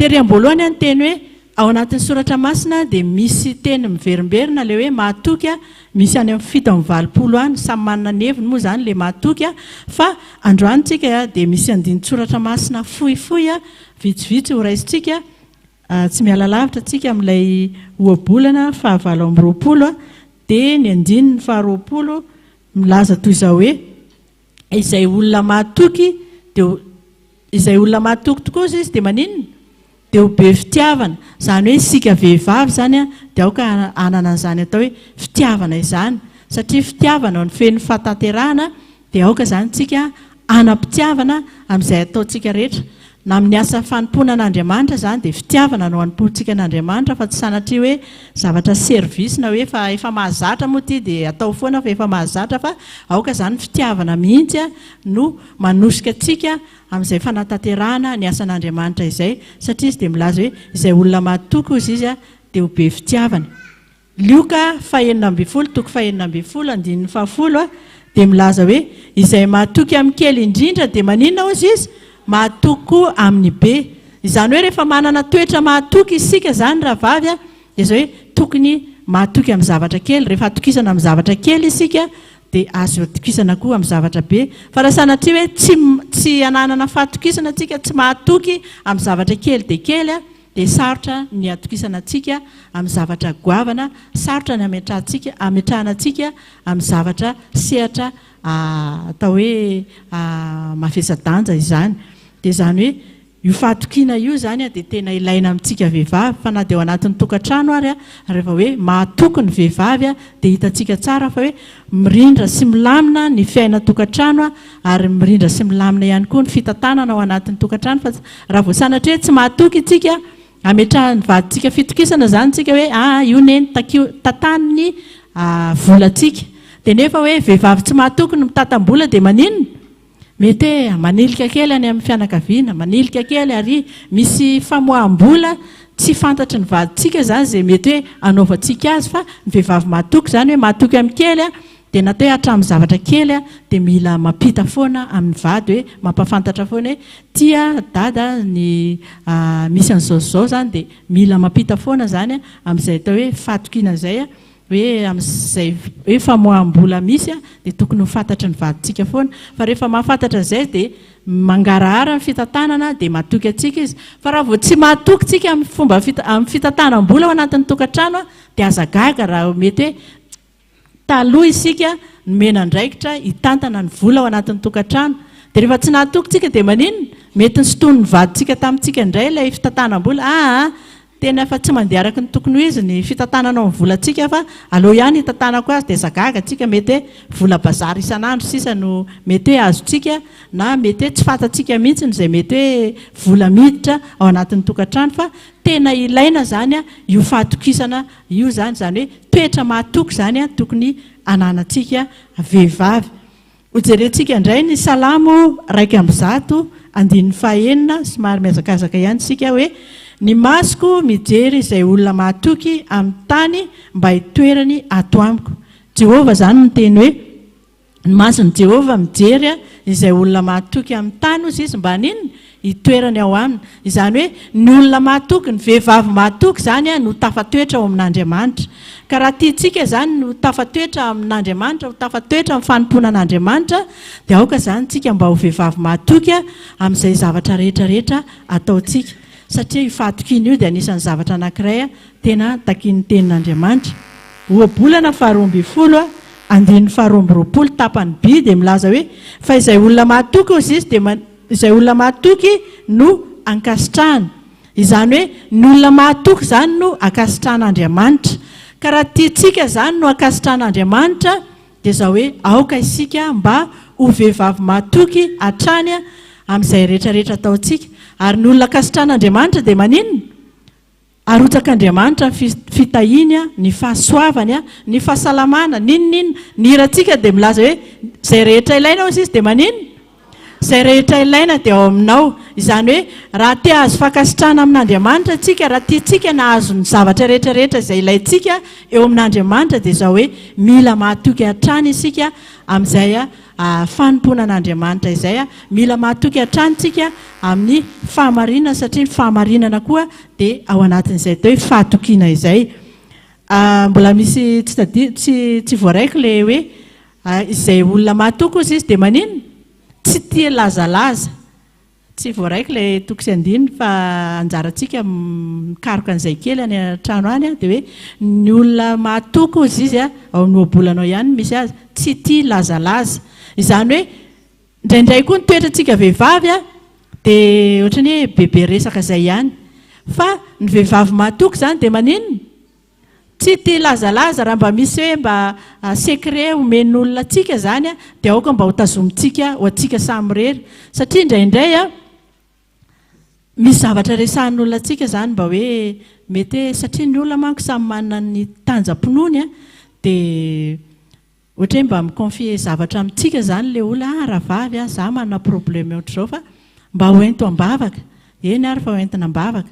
Dia indraindray hoe tena mitondra am-bavaka marina velohantsika sa hoe manaiky fotsiny. Dia faharoa mety hoe mitondra am-bavaka ihany tsika fa saingy rehefa vita ny vavakantsika dia rehefa mihaona amin'ny tafahaona amin'ny raha vavy anankiray dia ozy izy tsika hoe niresaka tamiko raha vavy ihany na hoe eto am-bavaka hono izy fa zao hono izy. Dia hitantsika izay na ilay vavaka izay nasandrantsika teo ary ho hitondrana am-bavaka n'iny raha vavy iny dia lasa fa voasakana sady satria naninona tsika ilay zavatra mba hoe netintsika eo anatrehan'Andriamanitra dia mety hoe mba niresahan'ilay namantsika tsika hoe mba ianao rery niresahako azy fa menatra raha enin'olona ilay izy fa mba aleo mba tsy ambara firy izany, tsy ambara efatra. Tsy ambara efatra satria tsy ambara telo lasa ohatrany hoe tsika sy ianao ihany izany ilay niresaka hoe tsy ambara efatra. Izany hoe tsy ambara telo raha vao tsy ambara telo izany dia tsika sy ianao ihany, fa raha vao tsy ambara efatra dia hoe tsika sy ianao dia Jehovah izany ilay fahatelo. Fa ohatra hoe tsy mahatambava tsika hoe tia lazalaza izany tsika, tia resadresaka isika dia izao niresaka maninona ozy izy niresaka rafoy dia maninona? Niresaka toy ny atody dia rafoy maninona? Mananelatra. Ka indraindray izany niresaka mety hoe resahantsika amin'ny namantsika dia izao vao miala eo koa tsika dia miresaka any amin'ny hafa indray dia farany mandeha ilay resaka miverina any amin'ilay olona niresaka tamintsika. Dia eo amin'izay izy hoe mba neveriko hoe mba azo hitantarana secret, mba neveriko hoe mba azo hiconfiena zavatra nefa dia navoaka ny tany amin'olona ilay anako. Dia lasa malahelo izy dia lasa mety indraindray izay nitarika fiomoranao anazy satria mahatsiaro menatra izy satria mety hoe problème mety hoe tena mahamenatra ilay izy nefa tantaraintsika ny aman'olona dia lasa malahelo izy dia lasa mety hoe nitarika fiomorana ho any namantsika. Ka noho izany hoe isika vehivavy izany ny vehivavy mahatoky dia maniny tsy tia lazalaza, izany hoe natao hoe miresaka izany tsika dia mba resaka atao hoe fampandrosoana, resaka fampahirezana. Izay izany no tokony hoe ataontsika vehivavy izany fa tsy sanatria hoe vehivavy tia resadresaka izany tsika fa vehivavy mahatoky dia mitana ny tsy ambaratelo dia raha misy izany mety hoe manana an'izay toetra izay dia mangataka amin'ny tompo satria sarosarotra tokoa izany hoe efa manana toetra vao ohatra hoe tsy andrina hitanany raha vavianina dia iresaka. Misy ary moa niresaka misy amin'ny plaza mahay ozy ny olona dia natao hoe resaka atao hoe ray santimetatra ohatra ilay resaka dia tonga dia lasa ray metatra ny halavan'ilay resaka dia ohatrohatr'izay izany ilay izy. Fa misy matoky fa isika vehivavy apokalypsy ny vehivavy kristianina dia izao hoe vehivavy mahatoky amin'ny zavatra rehetrarehetra.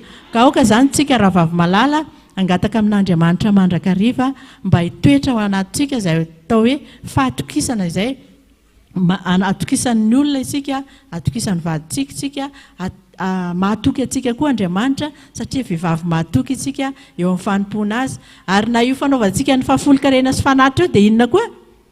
Fahatokiana. Fa raha tsy mahatoky tsika tsy manatateraka an'izany fa hitantsika fa rehefa mahatoky tsika amin'ny fanataterana izay fahafolo-karena sy fanatitra izay dia maninona? Misokatra ny lanitra, midina ny fitahin'Andriamanitra, misokatra varavaran'ny lanitra ho antsika tsirairay avy. Misy matoky raha vavy malala fa itsika tsirairay avy reto na isika ihany koa izay manaraka amin'ny izao fandaharana izao a dia zao hoe manentana antsika ny tenin'Andriamanitra ny lohevitra izay niraisina amin'ity androany ity hoe mahatoky izay vehivavy voavidin'i Jehova.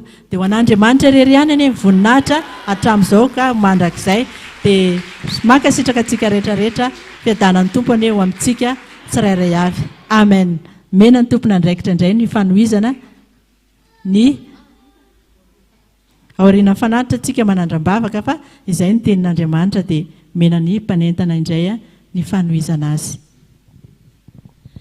Isaorantsika Jehovahandriamanitra nanomeny anjara sahaza ho antsika tamin'ity anio ity ary mbola ho fankasitrahantsika madame pasteur Jean-Pierre dia mbola hitehaka faran'izay mafitsika. Alleluia! Eny ary vavy malala isany hoy sy ny tenin'Andriamanitra hoe aza misehoseho foana ao anatrehako tsy mitondra fanatitra. Noho izany anatanteraka amin'ny fanatitra tsika aloha dia ao anatin'izay fanatitra izay ataontsika ny hira hoe fangana joroany faneva. Dia rehefa hoe tanoran'i Jerosalema dia ahoana hozy izytsika ry vehivavy Apokalypsy. Fangana avy joroany faneva ry vehivavy Apokalypsy. Aisa le piratsika fangana joroy sady mandroso avy atrantsika. Vehivavy Apokalypsy fangana reto ny jiro anazava ny lala mankao. Fangano fangano fangano fangana namako andao andao mandrositsika anatona ny tomposo. Fangano fangano fangana fangana ry namako andao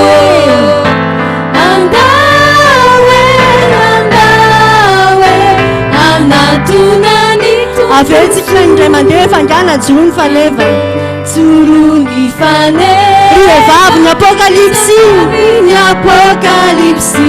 Fangana reto ny jiro anazava ny lala makao. Fangano fangano fangano fangana ny namako andao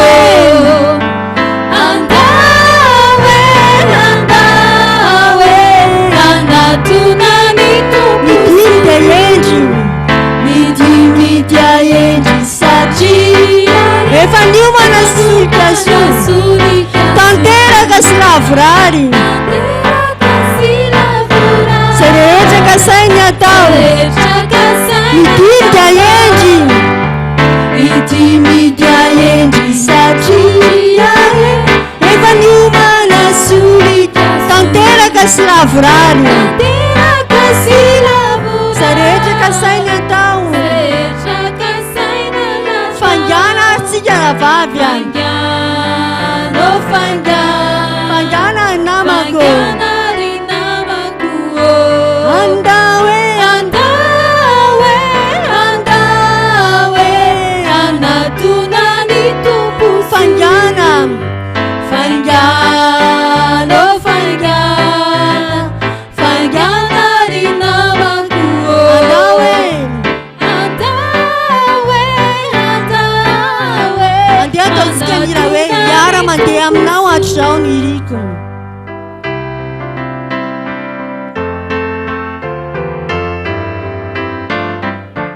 Hiara mandeha aminao Jesosy ny iriko oray sy ny tanako atsotra aminao atolotroko ny fo androso isan'andro na izale namora na sarotra atao misambatry indrindra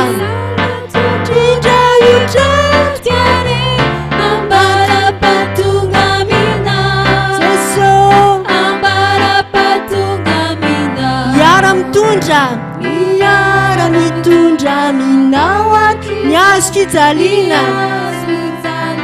fa maivany izany raha ny ilanao tojo fifaliana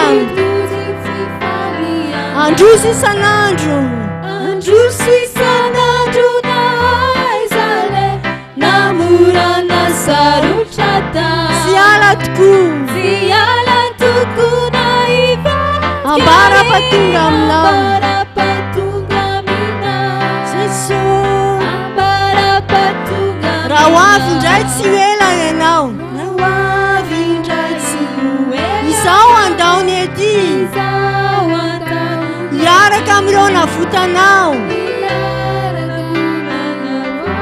andova ny lanitra ary hosambatry indrindra ho tretrikako anatrika ny tavanao kanefa izao no faliko tokoa miara mitoetra aminao jeso hosambatry indrindra anatrika ny tava kanefa izao no faliko tokoa miara mitoetra aminao jeso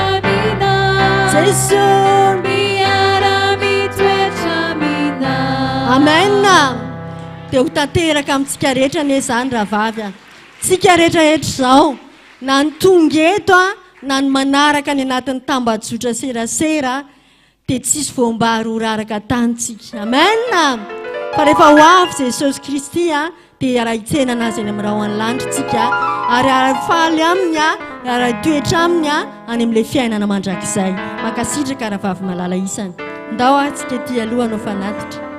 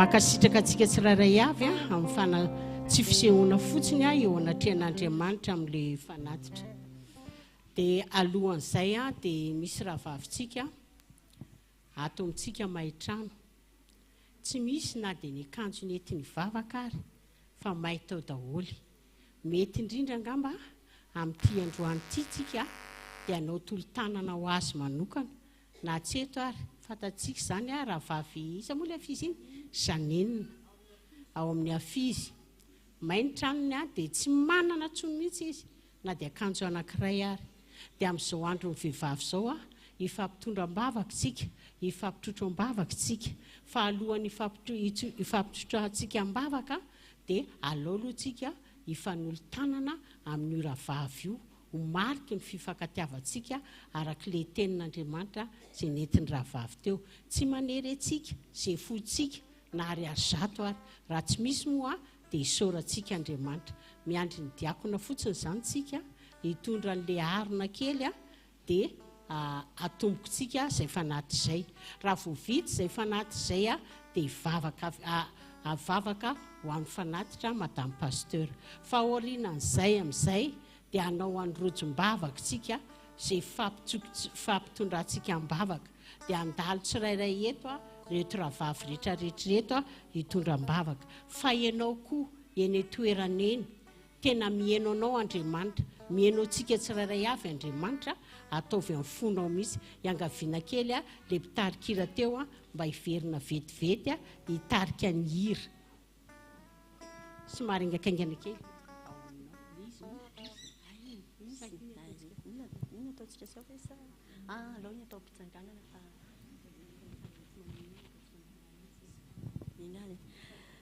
ya asaina kely le mpitahikiry dia somary malakilaky kely tsika satria mbola hivavaka andeha ataontsika nira hoe efa reraky ny fiainanao efa reraka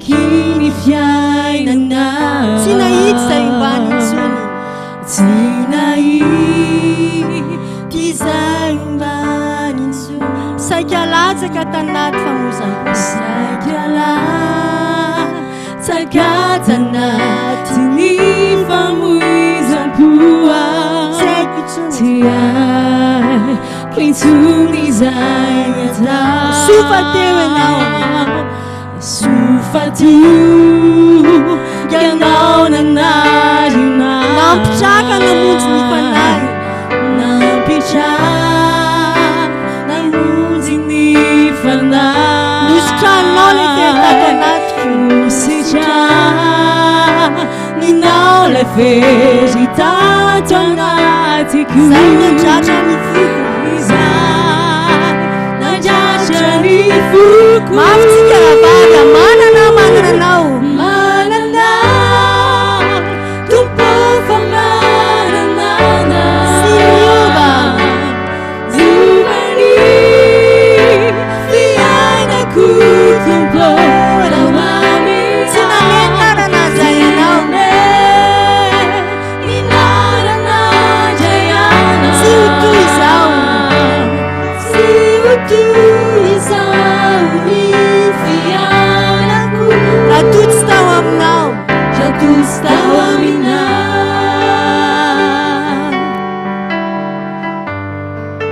efa reraka ny fiainana Efa reraky ny fiainana tsy nahity izay ombany intsony Tsy nahity izay ombany intsony saika latsaka tanaty famozam-po Saika latsaka tanaty ny tsy haiko intsony izay atao Tsy haiko intsony izay atao sofa tonga ianao nanarina Sufatu Yanao nanarina nampitraka namonjy ny fanahy Nampitraka namonjy ny fanahy Nositranao le feritato anatiko Nositranao le feritato anatiko Izay nandratra ny foko Izay nandratra ny foko mananao Mananao Tumpo fa mananana Miubani Fiainako tumpo Tao amina Sinane Minarana jayana Tsy ho toy izao ny fiainako Ratotsy tao amina Manana Tumpo fa mananana Miubani Fiainako tumpo Tao amina Sinane Minarana jayana Tsy ho toy izao ny fiainako Ratotsy tao amina Tsy ho toy izao ny fiainako Ratotsy tao amina Alleluia zany tokoa rahavavy dia inotsika fa avelao fotsiny ao inotsika fa ho tanteraka amin'ilay raha vavintsika tokoa zany hoe na dia ho foana aza ny fananana rehetrarehetra dia mbola ninona foantsika mbola hifaly amin'ny Jehovah'Andriamanitra foantsika. Atsotsika asaitsika vetrany madame pasteur Jean Pierre hivavaka ao amin'ny fanatitra sady hivavaka ao amin'ny tenin'Andriamanitra. Iara hitsangana isika hivavaka.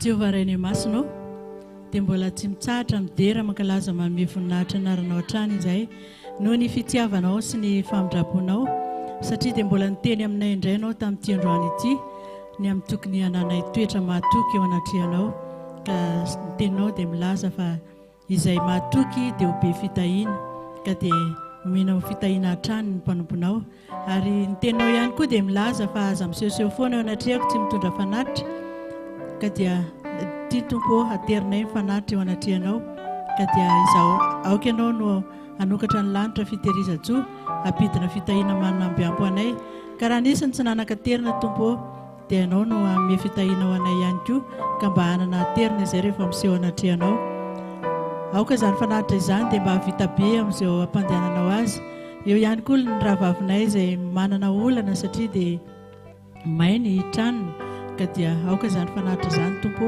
mba havita be ihany koa ny amin'izay ampandehanana azy sy ilay ny karakarany izay tsy ampy eo amin'ny fiainana dia ianao no ampitombo izany ary ianao ihany koa no mba setanay tsirairay avy ny dera ny aja ny voninahitra dia anao rery ihany. Alleluia, amen.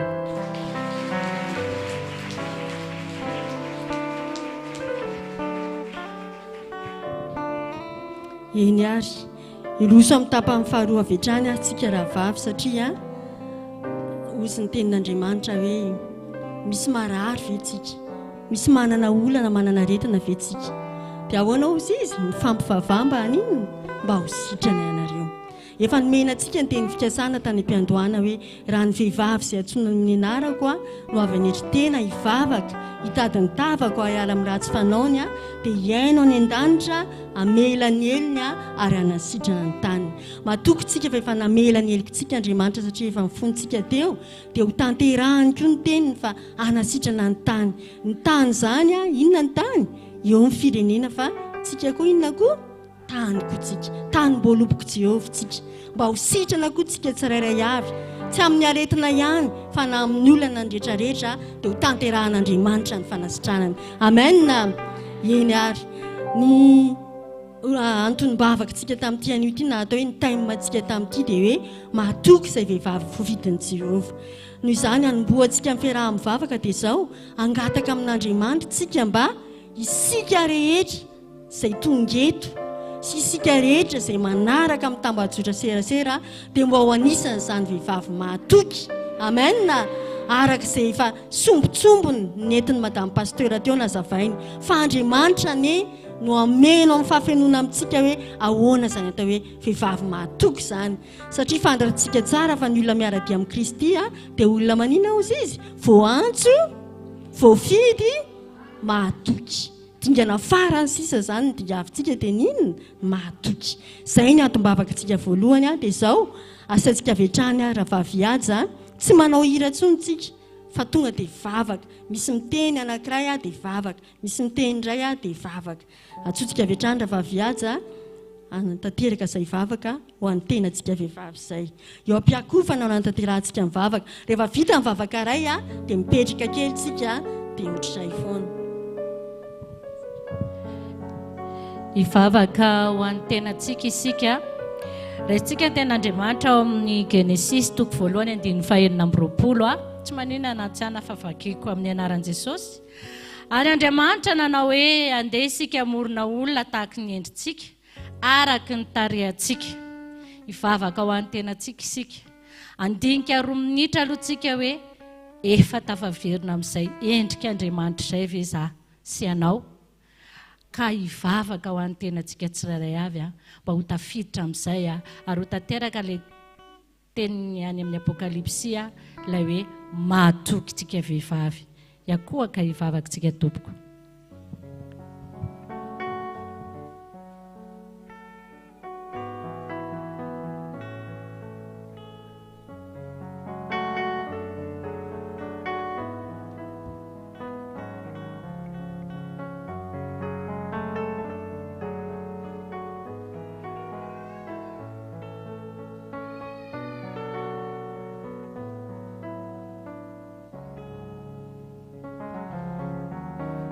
Jehovah rainay izay ny an-danitro, indreny mbola famindra-ponina ao aminay tsirairay avy, izay mbola ahafahanay tompo mandiny tena eo anatrehanao, ny amin'izay namola volanao anay sy ny karakaranao anay, araka ny teninao hoe andeha isika amorona olona tahaka ny endritsika, tahaka ny endrika Andriamanitra ny namorona ny azy.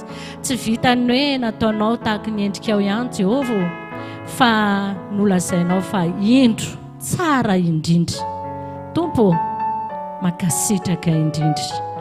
Isan'andro izay dia mivavaka ny aretina, ny olana, ny tsifisina, maro ny zavatra entinay ambavaka, fa amin'ity anio ity kosa dia hitondram-bavaka izay mba ho volavolanao ny tenanay Tompo, averinao amin'ny laoniny hatrany atapon-doka hatrany am-paladia, na ny ara-panahinay indrindraindrindra, na ny ara-nofinay Jehovah, dia nao any amerina amin'ny laoniny ka ho tonga amin'ny fahatsarany izay.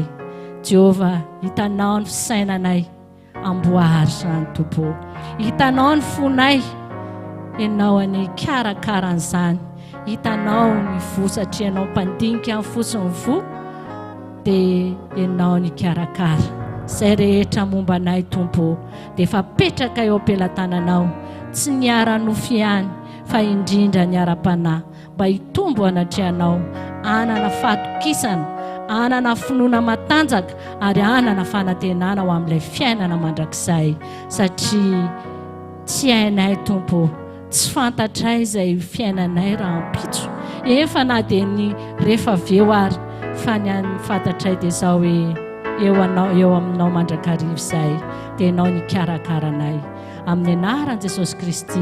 Alleluia, amen. Traka kelintsika rahavavy dia hitehakantsika ho fankasitrahantsika n'Andriamanitra.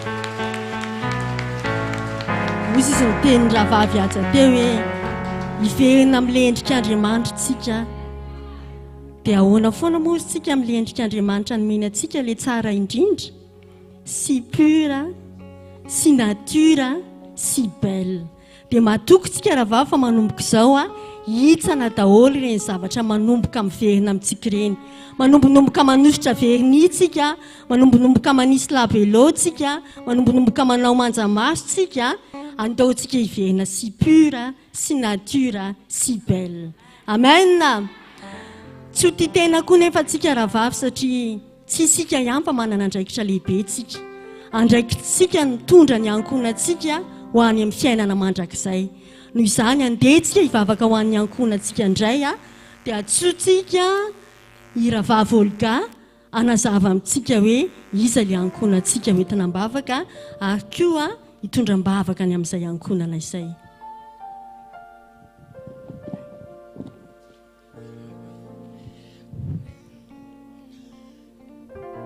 Hitondram-bavaka manokana ho an'ny ankonana isika rahavavy malala.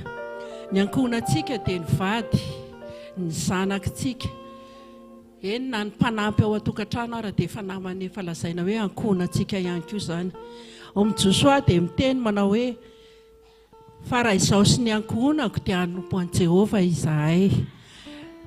Josoa 4:20 nahitantsika izany tenin'Andriamanitra izany. Hitondram-bavaka manokana ho an'ireo ankonantsika ireo ary sika dia aza adino ihany koa fa mbola misy koa tokony ankonantsika fa ny velan'ny valany, dia jerentsika manokana amin'ny alalan'ny vavaka izany. Farana anko ety ny vavaka manasantsika akohaka. Jehovah Andriamanitra iray eo, misaotra sy midera ary mamay voninahitra ny anaranao hatrany izay Andriamanitra.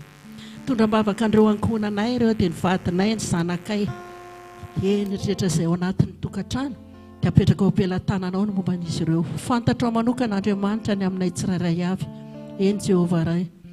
Ianao ny malala izay mahasoa azy ireo Andriamanitra, indrindrindrindra amin'ny ara-panahy. Ao amin'izany ankonanay izany dia misy ny mbola tsy resy lahatra amin'izao valiny famarinana izao Andriamanitra, na ny vadinay izany, na ny zanakay, na ny ray aman-dreninay indrindrindrindra. Ianao tompony efa hitarika hiantso azy ireo ho tonga ato ary andresy lahatra amin'ny alalan'ny teny fikasanao, dia mba ho tanteraka sy mahatsara amin'izy ireo izany Andriamanitra, ka ho tonga ato amin'ity fahamarinana ity izy tahaka nefa nangalanao anay tany amin'ny tany Ejipta ka nsotominao tonga ato zahay. Ianao koa efa nilaza Jehovah fa mbola maro ireo ondry any ivelan'ny vala dia fantatrao ihany koa ny mahasoa azy ireo mba ho resy lahatra izy ireo amin'ny teny fikasana sy ny filazantsara ny Jesosy Kristy maty ny levana tsangana araka ny soratra masina dia mba ho tafita soa atao amin'ity Jesosy maty isasaky ny herinandro ity ireo ondrinao any ivelan'ny vala. Fahaizanao sy fahendrenao avokoa Andriamanitra no mahatanteraka sy ahatongavany izany rehetrarehetra izany. Fa ny anjaranay Andriamanitra mpanomponao dia mitondra ambavaka hatrany ary dia mba omeo izay anjara sahazanay tsiraray avy izay Andriamanitra amin'ny asa fanomponanao. Dia ny voninahitra sy ny ahatsara ny tera teo anao rery ihany Tompo, tononona sy angatana amin'ny anaran'i Jesosy Kristy Tompo. Alleluia, alleluia, amen. Hitraka indray tsika raha vavy malala isany dia hiteraka hatrany tsika ho voninahitra Andriamanitra. Ny teniny antsika tao anatin'ny fiangonana tamin'ity volana Mars ity dia hoe miasa ny olom-boafidin'Andriamanitra. Misy olom-boafidin'Andriamanitra maro atao amin'ity fiangonana ity, manomboka any amin'ny ray aman-dren'ny pasteur Maiolina. Hitondram-bavaka tsika mba samy havita ny asany tsirairay avy. Aza mieritreritra hoe za sady tsy diakona tsy inty, tsy diakona tsy olona ny vadiko, tsy nitsinina olona tsotra fa manana inona daholo tsika, manana andraikitra daholo tsika tsirairay avy ato manana asa tsika. Dia atsotsika indray ary rahavavy Clarisse hitondram-bavaka ny amin'ny fiangonana sy ny asan'Andriamanitra.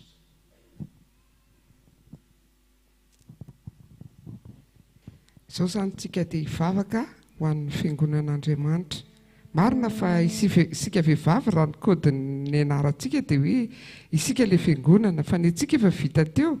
Fa ilay fiangonana tiana holazaina zany dia ny mpiray fanantenana rehetra, indrindra fa ireo tompona andraikitra rehetra ato amin'ny fiangonana. Araka ny voalazan'ny teny Paul zany teny Petera ao amin'ny asan'ny apôstôly toko faha-efatra dia ny andininy fa 7:20 sy ny faha-telopolo izay hovakiantsika ny 7:20 tapan'ny faharoa manao hoe amin'ny anaran'i Jesosy ary omeo anay mpanomponao ny mba hitory ny teninao amin'ny fahasahiana rehetra, ombany anjiranao ny tananao ahasitrana sy ny anaovana famantarana sy fahagagana amin'ny anaran'i Jesosy mpanomponao na zanakao masina. Araka ny fantatritsika rehefa dia manana mission ngeza be tsika eto amin'ity izao tontolo izao nametrahan'Andriamanitra antsika, ka ao anatin'izany andraikitritsika mission antsika izany ny fitoriana ny filazantsaran'i Jesosy Kristy ary indrindra ny fananjiran'Andriamanitra ny tanany amin'ny fanaovana amin'ny fanasitranana sy fanaovana famantarana sy fahagagana.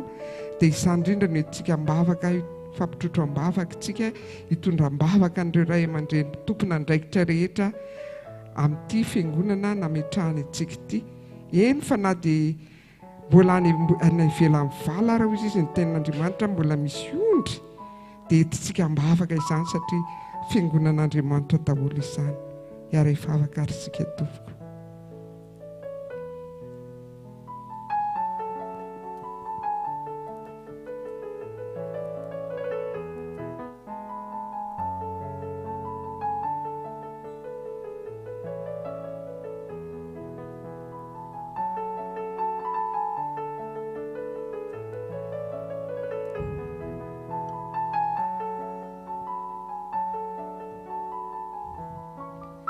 Rainay izay any an-danitra ho amasinina ny eny raranao, ho tonga ny eny fanjakanao ety an-tany tahaka ny eny an-danitra.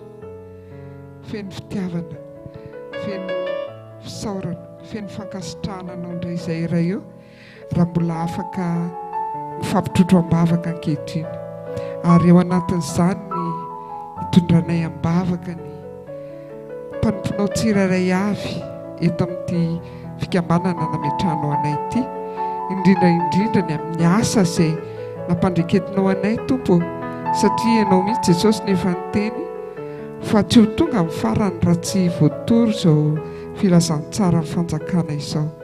Dia misaotra anao izay manokana ato amin'ny fikambanana Apokalypsy Tompo, nomenao anjara indray izaran'izany teninao izara ny fitiavanao, aneo ny fahamarinanao dia misaotra amin'ny fitarianao tsirairay. Manomboka amin'ny zaza madinika mianatra sikolo sabata dia apetraka feno anatrehanao ireo mpampianatra sikolo sabata na ny ankizy na ny lehibe, omba sy tantana azy ireo mandrakariva ianao hanambarana izy ireo marina, azahoana izy ireo fiainana mandrakizay.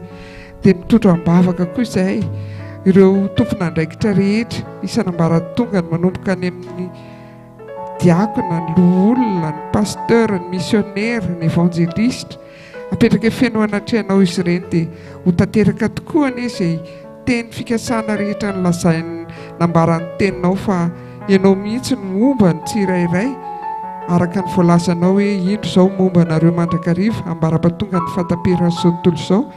Dia misaotra anao izay tompo fa lehibe loatra ianao, ary misaotra anao izay fa nampafantarinao an'izany fahalehibeazanao izany izay ka tiana izaraina amin'ny olona rehetra izany. Dia engany tompo mba ho tanteraka izay rehetra nandrasanao aminay amin'izao fotoana izao, amin'izao toerana nametrahanao anay izao. Tondram-bavaka manokana ny pasteur Maiola izay tompo sy ireo ankonany, ireo mpiara-miasa aminy indrindra, ao koa ny vadiny omba sy tazo ireo ianao tompo malalo, ary hameno ny fanahinao amin'ny fahendrena rehetra dia ianao tompo hitarika azy ka izy kosa dia anaiky ianao amin'ny alehany rehetra mba halavorarany diany. Dia entina mambavaka koa tompo ireo mpanomponao izay mangetaeta izay nampivaninianao teto aminay dia ireo Amerikanina, ianao malala ny hevitra momba azy ireo tompo ahafahany nambarany mpanomponao kosa dia izao hoe mba ho aingakaingana kokoa ny fampelezana ny teninao amin'ny alalan'ny teny anglisy satria ny olona rehetra dia samy maheno an'izany daholo. Dia ho tanteraka ny sitraponao tompo araka ny voalazan'ny teninao. Izay rehetra tsy voatony ny vavanay nefa mahasoa anay, mahasoa an'izao fikambanana nametrahanao anay izao dia apetraka feno anatrehanao. Ao koa ireo mpitantana araka administratif an'izao fikambanana izao mitondra ambavaka manokana an'izy ireo tsirairay avy izay tompo malala, mba omba sy tazo ireo ianao hijoro atoko tokoa izy ireo amin'ny asa mafy izay ampandreketinao azy tompo fa tsy mora ny asanao na dia any amin'ny administration tsirairay avy ary dia malala ny hevitra iverana an'ireo olona ireo ianao ka dia ianao anome saina endry fa namazoto azy ireo mandrakariva tompo malala. Izany izay rehetra mahasoa anay tompo malala no aterinay eo anatrehanao angatahanay dia misaotra anao sady izay amin'ny valim-bavaka omenao anay honony ny voninahitra mandrakizay amin'ny anaranao mahavonjy Jesosy Kristy tomponao angatahanay izany. Misaotra Jesosy eo, misaotra fanamasinao. Alleluia, amen.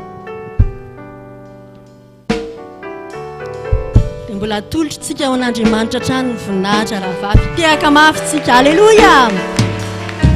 Ya, mitodika manokana ao amintsika rahavavy rehetra ny ampitan-dranomasina any araka ny tenin'Andriamanitra hoe any amin'ny tany izay nampandanana anareo dia mivavao azy fa raha miadana izy dia mba haninona koa mba hiadana anareo.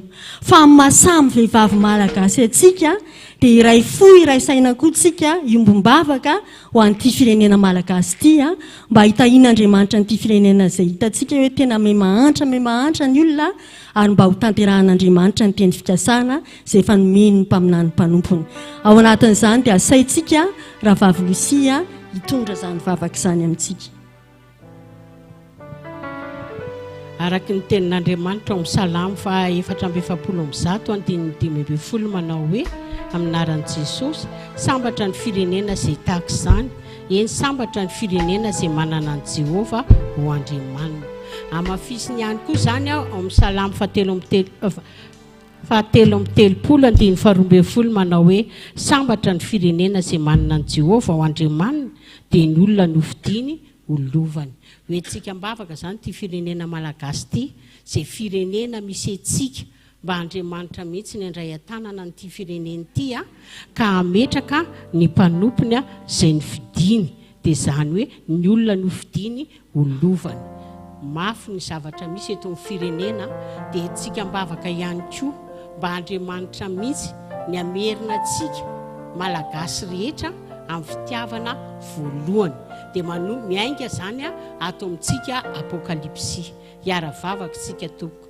amena fotoana mihitsy sika mba hivavaka hipolotra vavaka asandratsika ho an'Andriamanitra fa mivavaka marina ozy dia mahery indrindra.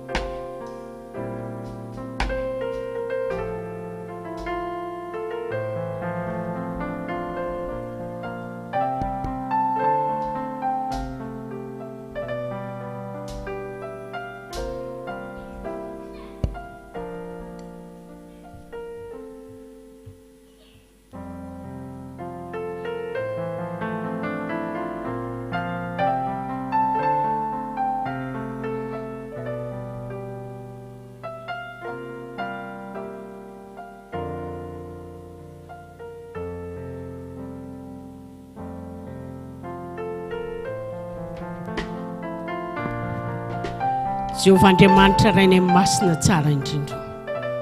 Ianao no Andriamanitray, dia ianao le Andriamanitra Abraham, Andriamanitra Isaka, Andriamanitra Jakob, dia ianao le izy hatrizay mandrakizay. Ianao ny rainay amin'ny anaran'ilay Jesosy Kristy Tompo, izay efa nandresy ny fahafatesana efa mipetraka eo amin'ny voninahiny, dia eo ampovoany le fanaovan-jiry volamena 7 tahaka ny zanak'olona miakanjo akanjo lavatra ny tongony ary manana ilay famantarana maro samihafa. Dia ianao le tompony sabata, ianao ny antsonay amin'izao ora sy fotoana izao. Hitalaonay mihitsy tompo malalo, satria dia fantatrao tsisy miafina aminao, fa masonao tahaka ny lelafy dia mahita ny faratsiana sy ny fanitrana sy ny zava-misy eto amin'ity firenena malagasy ity. Mihitalao aminao izay tompo malalo, mangataka ny famindram-ponao izay ho an'ny filoham-pirenena mivady sy ny ankonany sy ireo mpiara-miasa aminy rehetra ao amin'ny lapam-panjakanao, ho an'ny premier-ministre sy ny mpiara-miasa aminy rehetra, ho an'ny président ny atemeram-pirenena sy ny mpiara-miasa aminy, ho an'ny président l'olona sy ny mpiara-miasa aminy, ho amin'ny gouvernemanta rehetra sy ny mpiara-miasa aminy, ho an'ireo société civile sy ny mpiara-miasa aminy rehetra, ho amin'ny vahoakanao tsirairay avy any amin'ny faritra tsirairay avy any, manomboka ny lehibe indrindra ka hatramikely indrindra, mba samy hitodika aminao, samy hiverina aminao, ary indrindra hitady ny tavanao. Ho any amin'iza moa izay Andriamanitra, tsy manana afa-tsy ianao izay. Ianao ny antsonay tompo amin'izao andro ny vehivavy izao, amin'ny maha-firenenanay, araka ny teninao raha ny olona ny antsoko amin'ny anarako, ny antso ahy hivavaka hitady ny tavako, dia ianao nay any an-danitra ianao.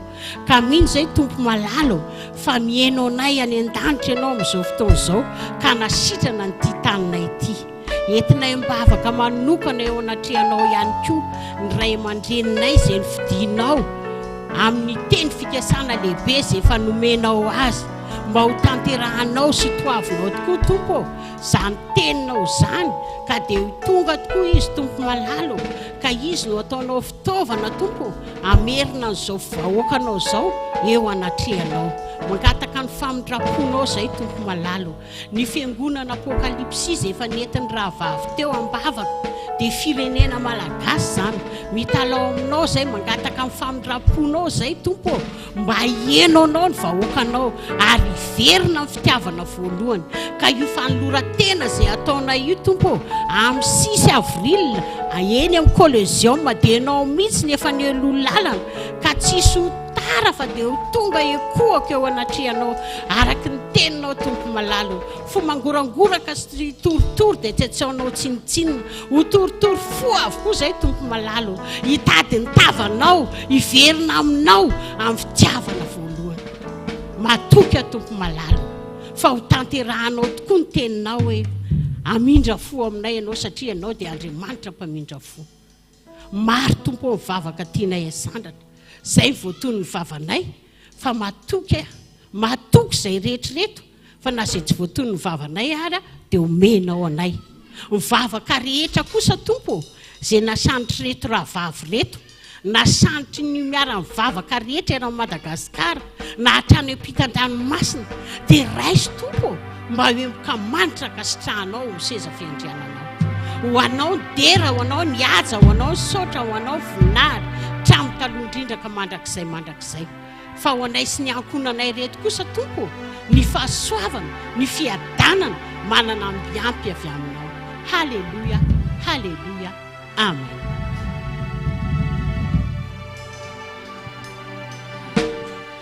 Raha faly ny fotsika dia mite hafa mafy raha vavy zava-dehibe mihitsy zany mivavaka ao amin'ny firenena zany satria eto no misy atsika noho izany eto tsika mangataka ny fanatrehan'Andriamanitra. Eto koa nefa tsika olom-boafidy fa tsy hoe akory rehefa olom-boafidin'Andriamanitra dia tsy zavatra manjotsony. Jereo ny rahavavitsika zao olom-boafidin'Andriamanitra fa naninona main-trano zany rehetrarehetra zany fizahan-toetra ao atsika zany fa ninona zavatra mety miantra amin'ny fiainantsika amin'izao fotoana izao rahavavy na mety hoe ady any amin'ny tribonaly aza hoe misy mitory ianao ary ny sasany amintsika moa dia efa any am-pigadrana mihitsy vokatry ny endrikendrika na ny toy izany arabaina manokana nareo rahavavy dia izao mahereza fa ny fanahintsika miaraka amin'Andriamanitra foana ary ho avy ny fotoana nafahan'Andriamanitra atsika ao anatin'ny fonjao dia noho izany dia izao hoe andetsika hivavaka indray amin'ny olona rehetra izay mianatra amintsika. Tadidio foana hoe mpandresy no erahantsika noho izany zanaky ny mpandresy tsika tsy maintsy maninona mandresy koa tsika rahavavy.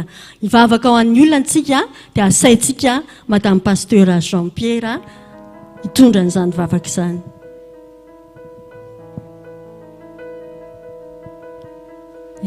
Mandalo olana ve isika, mandalo ady tsy tatsony izay mahana azy. Tenin'Andriamanitra dia milaza hoe antsoia dia hovaliko ianareo ary ampisehoko zava-magaga sy saripatarina. Hivavaka isika.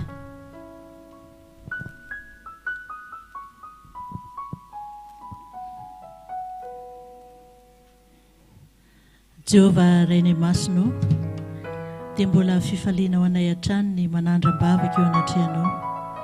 Fantatra tokoa amin'izao andro faran'izao dia maro ny ady izay lalovanay zanakao, indrindra fa maro ihany koa ny fizahan-toetra izay mahazo anay. Ao ny miatrika olana dia ny ditran'ny vady izany, ditram-bady. Ao ihany koa ny ditran-janaka, ao ny tsifisiana, ao ny aretina maro samihafa tompo. Dia mamindrafo aminay ianao, mamelany elokay satria dia izany ny zavatra izay atrehanay. Ao ihany koa misy mandalo tsifisiana, eny tsy mahita mangirana ny amin'izao fiainana izao. Jesosy malalo mba ho any amin'iza moa izahay fa ianao rery ihany no antenainay, ianao rery ihany no itokoinay. Tompo malalo, aza mahafona mahasaraka anay ianao ary aza ny fahadezeranao no ananaranao anay ary aza ny fahaviniranao no amaizanao anay. Vaoka ianao dia mindra fo aminay sanandro. Ka ny olanay rehetra tompo dia atolotra eo anatrehanao satria ianao ny Andriamanitra mpamaha olana. Ianao tompo malalo no anakinanay ny fiainanay. Moa misy zava-magaga izay tsy hainao fa tompo dia meteza ianao amindra fo amin'ny mpanomponao. Aza ela ianao, fangana ianao tompo, afaho ny mpanomponao satria dia maro ny olana izay mangeta sy mianjady aminay ka dia ianao no efa hiasa aminay. Ka dia joro vavolombelona eo anatrehanao izay satria ianao ny mpamonjy anay, ianao ny mpanafaka anay ka ny dera ny haja voninahitra dia ianao rery ihany. Halleluja, amen.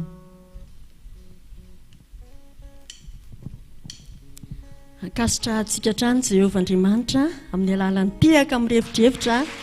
Ankasitra antsika ihany koa Madame Pasteur. Tsy ny olana ihany rahavavy fa ny aretina koa. Misy amintsika mety tsy salama, mety efa taona maro, mety efa ambolana, mety efa herinandro maromaro, andro maromaro, mety misy hoe vao maly mihitsy ny narary, sakasakana ny devoly tsy tedaviny tsy handeha aty, fa zao hoe Andriamanitra manana ny fotoanany. Aza mieritreritra tsika hoe dia fanafon'Andriamanitra mihitsy angambany efa roa taona zay maratsy mety sitrana ihany fotoananao tsy fotoanan'Andriamanitra izy ny mahalala ny mahasoa atsika izy ny mahalala ny fotoana anjirany tanany amonjeny atsika fa fatary foana hoe tsy fohy ny tanan'Andriamanitra fa mahavonjy ary tsy lalitalovana ny sofiny fa maninona maharery izy fa mandrasa rahavavy mandrasa amenna andehantsika hivavaka ao an'izany aretina izany indray dia atolotritsika ny rahavavy hihaja indray nitondra izany vavaka izany.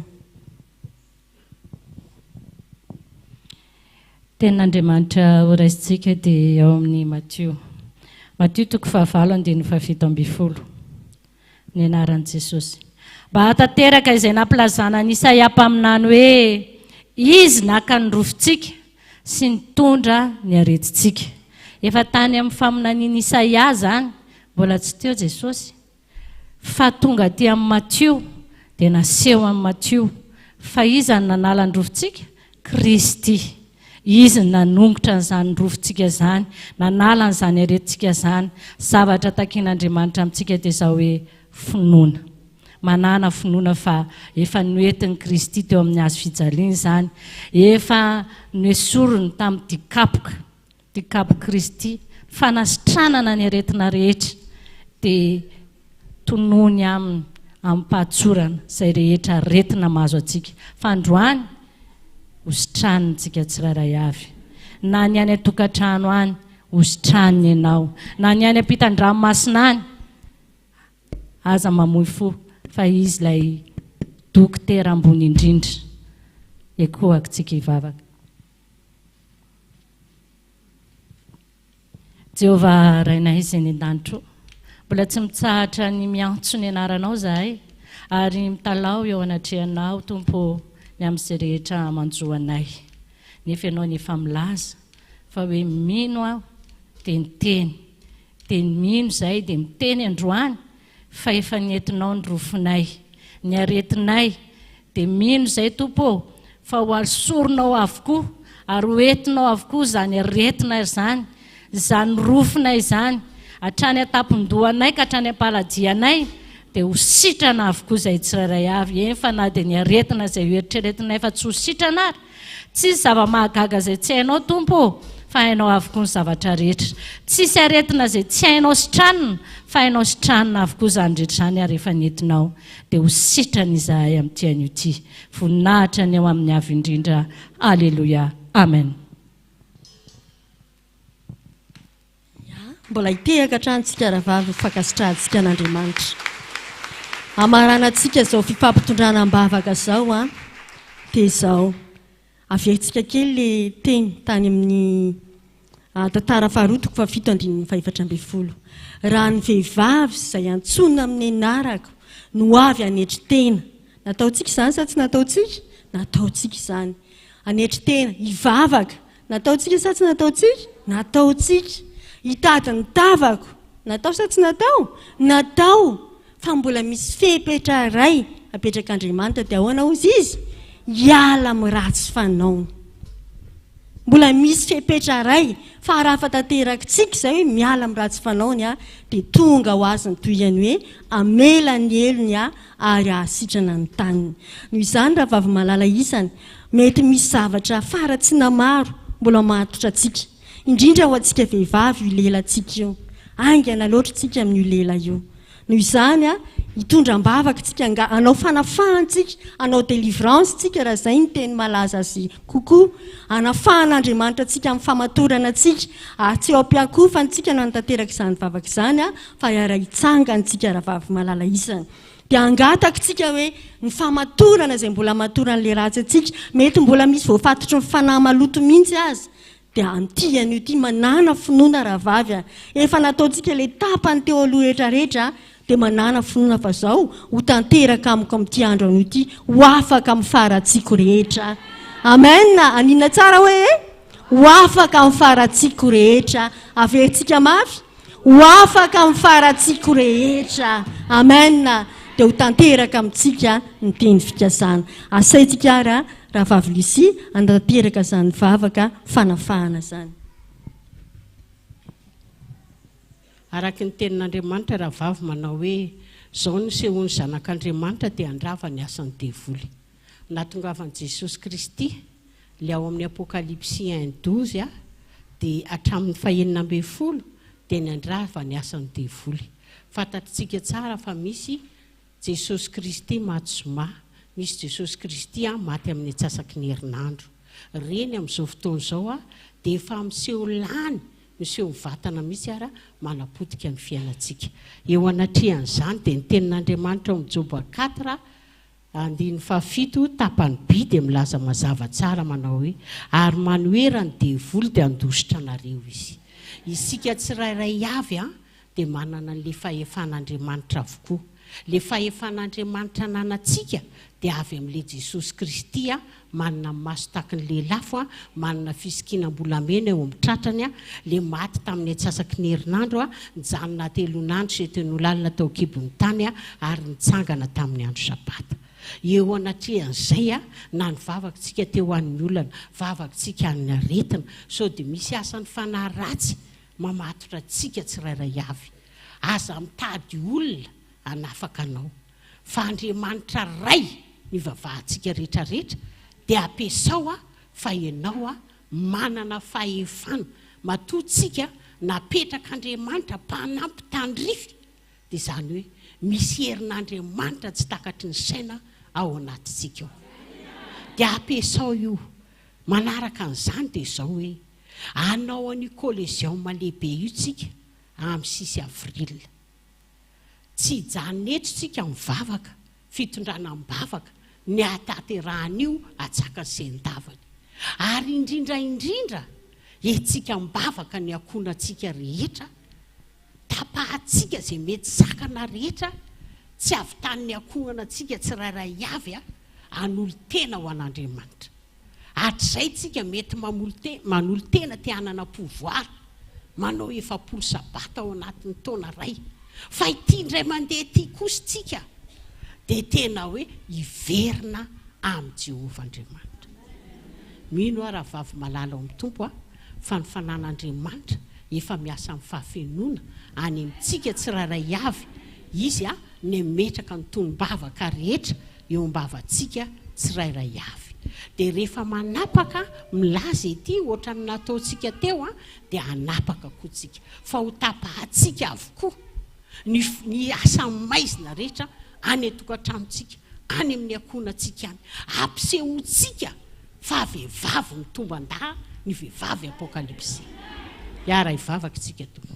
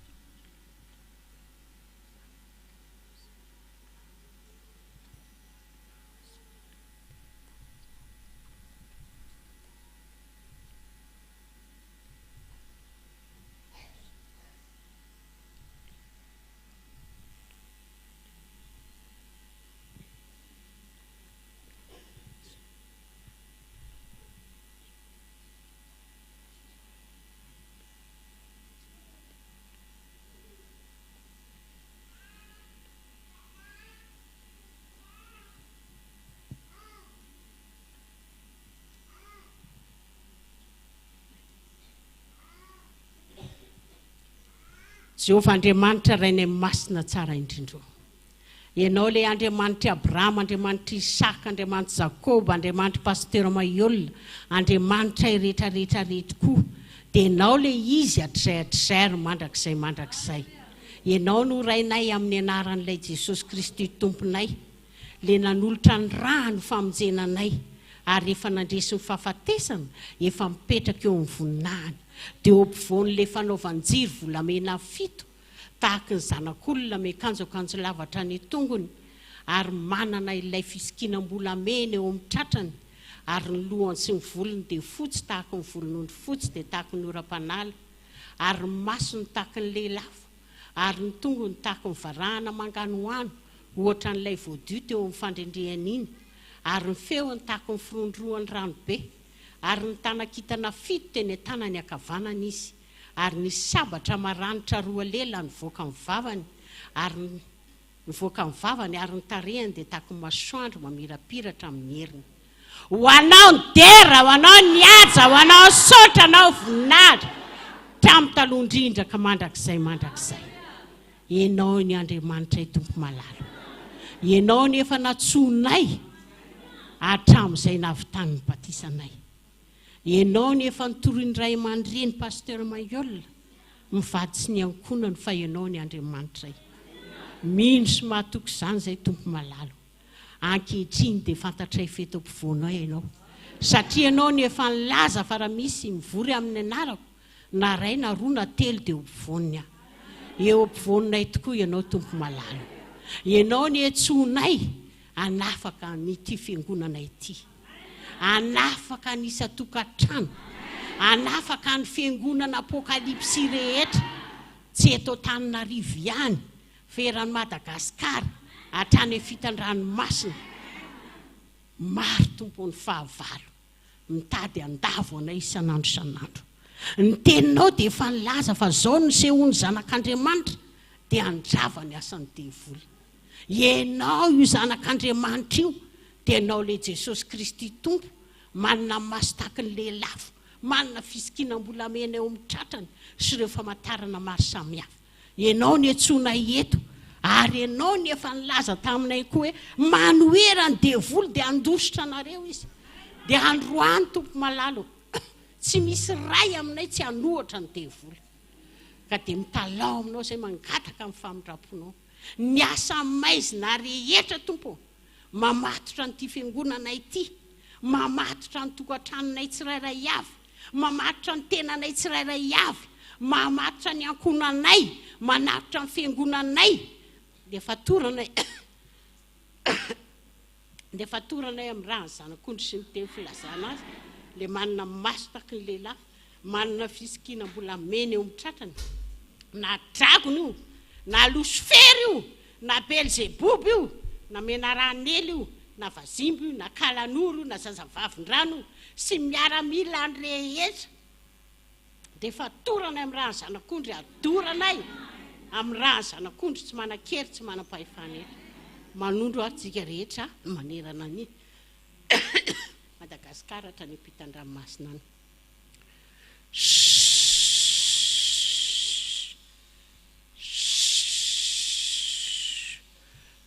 poa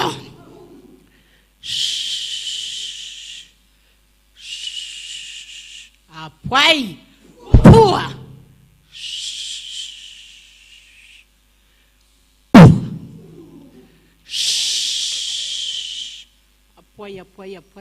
apoay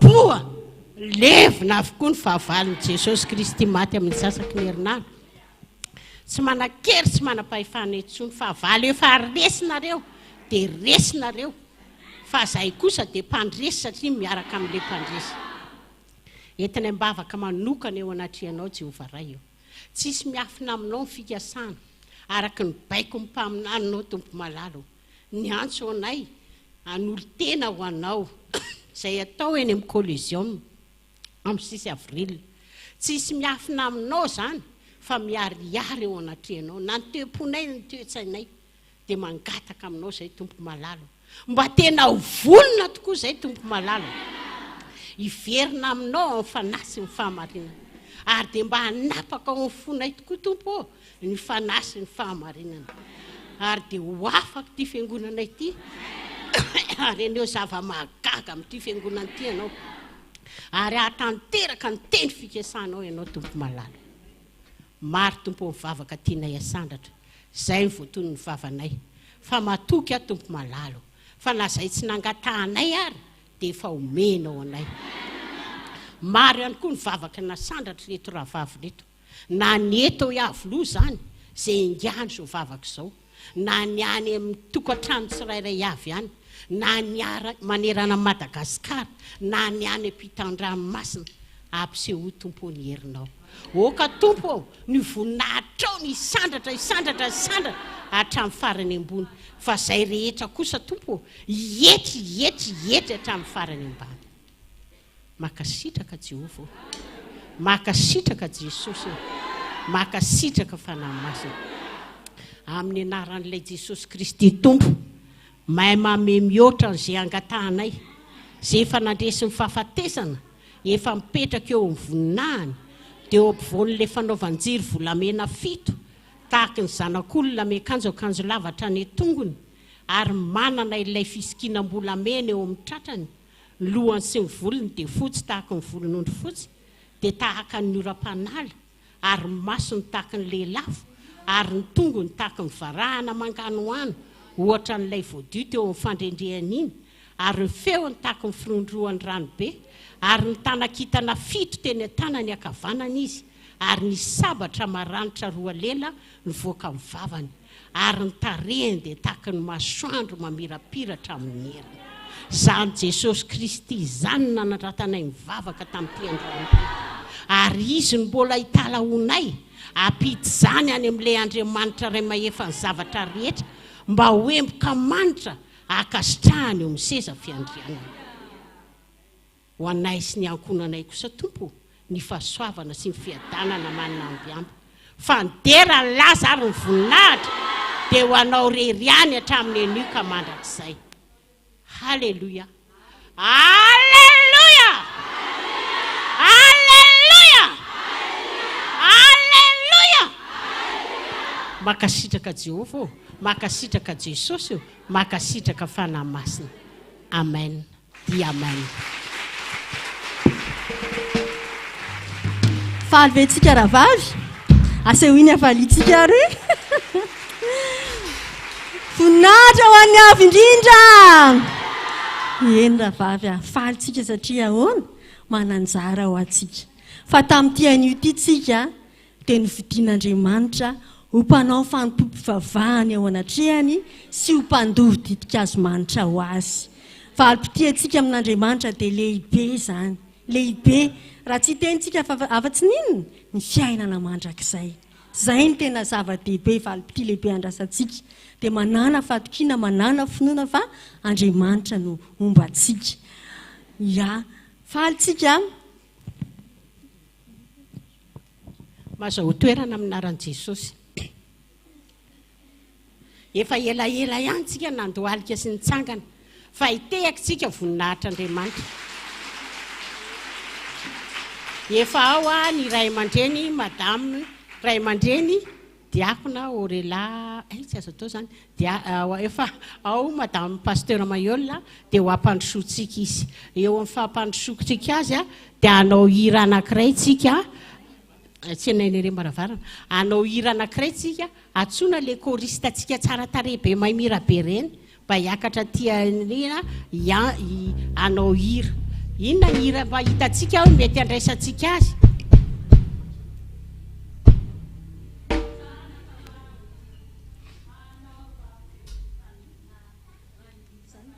Zany ny tiany zareo. Sa inona ny eritreretiko? Ny eritreretiko mantsy dia sa hoe izy mamatsika isan'andro a, zay rehetra ilaiko dia ao aminy. Sa izy ny tiantsika ary? Izy mamatsika isan'andro? Tadidio fa zay rehetra ilaitsika dia izy ao amin'ny Jesosy ao. Tonga dia mitsangana zany tsika rahavavy Lucie mira. Rahavavy Lucie? Tonga dia mira zany? Ok ary. Ya, raha hitsangana tsika dia ataontsika izay izay. Afaka mangitsika sy ho fivalitsika.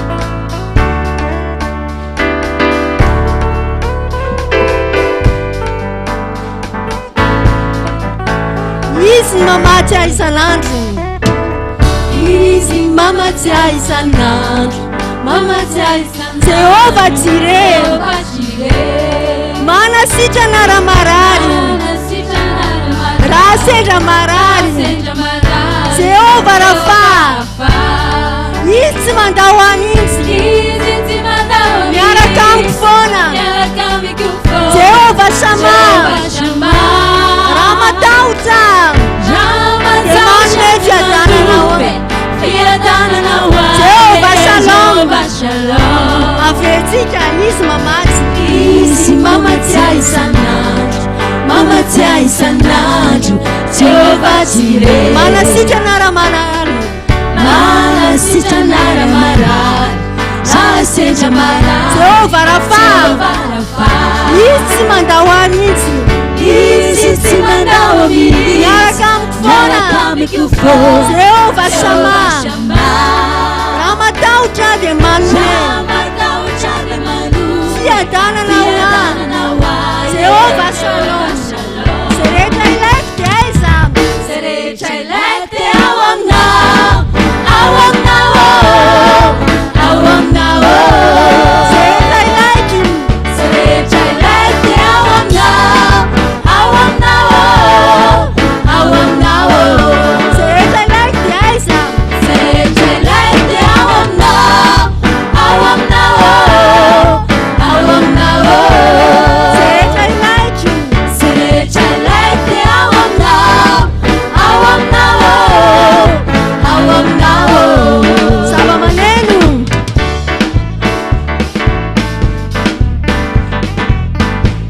sady manova hoatanantsika ho aneny ataovy ambony tanatsika izy mamatsiahy isan'andro izy mamatsiahy isan'andro mamatsiahy isan'andro Jehovah Jireh manasitrana raha marary manasitrana raha marary raha sendra marary Jehovah Rafa izy tsy mandahoa mihitsy izy tsy mandahoa mihitsy miaraka amiko foana miaraka amiko foana Jehovah Shama Jehovah Shama raha matahotra dia manome raha matahotra dia manome fiadanana ho azy Jehovah Jehovah Shalom se rehetra ilaiko se rehetra ilaiko dia ao aminao ao aminao ao aminao se rehetra ilaiko se rehetra ilaiko dia ao aminao ao aminao ao aminao se rehetra ilaiko se rehetra ilaiko dia ao aminao ao aminao ao aminao se rehetra ilaiko se rehetra ilaiko dia ao aminao ao aminao ao aminao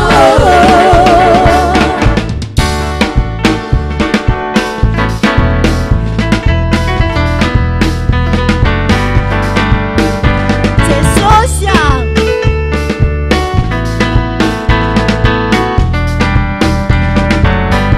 Jesosya Jesosya Jesosya Jesosya Nano de ampiwar Nano de ampiwar Jesosya Jesosya Jesosya Jesosya Nano de ampiwar Nano de ampiwar Jesosya Jesosya Jesosya Nano de ampiwar Nano de ampiwar Jesosya Jesosya Jesosya Jesosya Yano de ampiwar Yano de ampiwar Yano de ampi Yano de ampiwar Yano de ampiwar Yano de ampiwar Yano Yano de ampiwar Yano de ampiwar Yano de ampiwar tiaka mafitsika ho voninahitr'Andriamanitra ya manasantsika ary azo toerana dia ometsika fitenenana avy hatrany madame pasteur Mahery sady miarahaba anao izay tonga somatsara eto miarahaba anao koa natratran'izao andro ny valomasa zao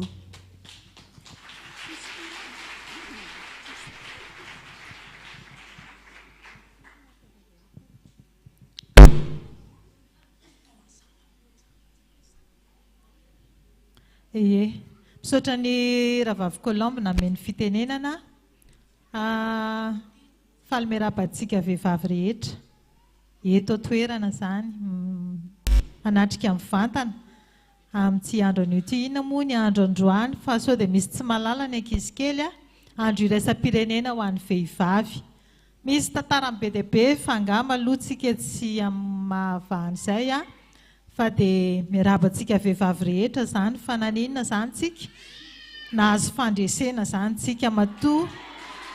Alleluia. Alleluia. Nahazo fandresentsika matoa nanokanana andro iraisam-pirenena ho an'ny vehivavy. Alohantsika hika kely. Sabatry Jehovah sy Apokalypsy. Sabatry Jehovah sy Apokalypsy. Sabatry Jehovah sy Apokalypsy.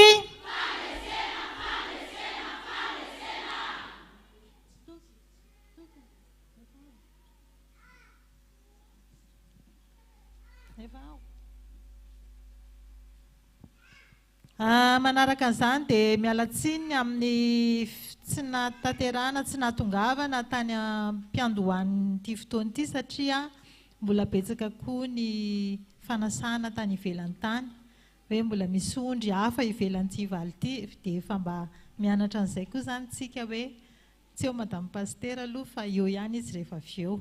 Izay zany ny antony fa dia mialatsiny indrindra dia makasitraka antsika rehetrarehetra ny amin'ny fahatongavana.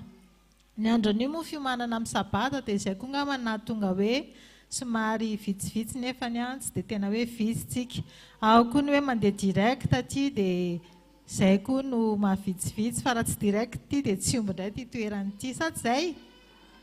Ie. Miandry kely ny amin'ny teknisantsika satria ty lahateny ho atao ity dia ho atao mivantana eny amin'ny radio fanambarana dia miandry ny teknisianina manao top zany dia izay avy manomboka ny lahateniko raha ohatra ka mety izay. Ankoatran'izay ny vehivavy any amin'ny toerana misy azy avy any dia ny solotena fiangonana Apokalypsy Maneran-tany ohatra fotsiny ny any Tomasina zany. Any Tomasina no fety lehibe tahaka ny nataontsika tamin'ny herintaona dia any Tomasina any dia efa makasitraka sahady ny vehivavy ny faritra Atsinanana rehetra satria zareo no nisolotenantsika. Be dia be koa ny any milahatra hitako any Vavatenina, Sambava, Antalahy manatanteraka ny filaharany any sy izay rehetra manatanteraka any dia efa akasitrahana sahady ny amin'ny fandavatena sy famonoana ny fotoana tsy inona fa ny hitondra ny isolotenantsika vehivavin'ny Apokalypsy. Dia isorana koa ary akasitrahana satria dia tena nanao ny tenue manga sy fotsy zareo manao ny saron-doha zareo tahaka antsika izay tonga eto izay efa nitenenina hoe izao ny akanjo dia mahafinaritra be fa tena tanterakitsika ilay izy. Mahafinaritra mijery an'ilay rehefa mitovy. Tena hoe 100 isan-jato mihitsy ny tonga eto manga sy fotsy dia aleo kelikely mahafinaritra ohatr'izao izay be dia be nefa tsy manaraka an'ilay torohevitry ny mpaminany. Tena za tonga dia tsy hoe tezitra na malahelo fa nisy zavatra ohatrany hoe za zany tsy mahavita ny adidiko amin'ireny olona tsy manara-dalàna ireny fa zao tena mahafinaritra be satria andro vehivavy zany fa tsy sabata dia vao haja tsara ny manga ambony sy fotsy ambany. Ahoana ny teknisianina? Mamorona fitenenana eto zany.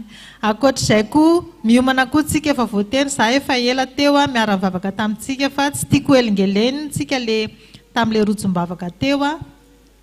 Inona moa zany fa ny fiomanana ny amin'ny sabata fahenina volana aprily eny amin'ny Coliseum dia efa samy miomana daholo tsika amin'ny maha-vehivavy atsika zany indrindra fa mitondram-bavaka ho an'ny ankohonana satria mety misy ankohonanao bevoka ohatra, mety misy ankohonanao manana zanaka kely ohatra, mety misy ankohonanao miompy akoho ohatra dia anjarantsika vehivavy zany mitondram-bavaka an'ireny mba tena ho tanterakitsika ilay hoe mifadianina daholo hatramin'ny zazakely mena vava, entina mbavaka ny zazakely mena vava mba havita an'izay raha sitrapon'Andriamanitra.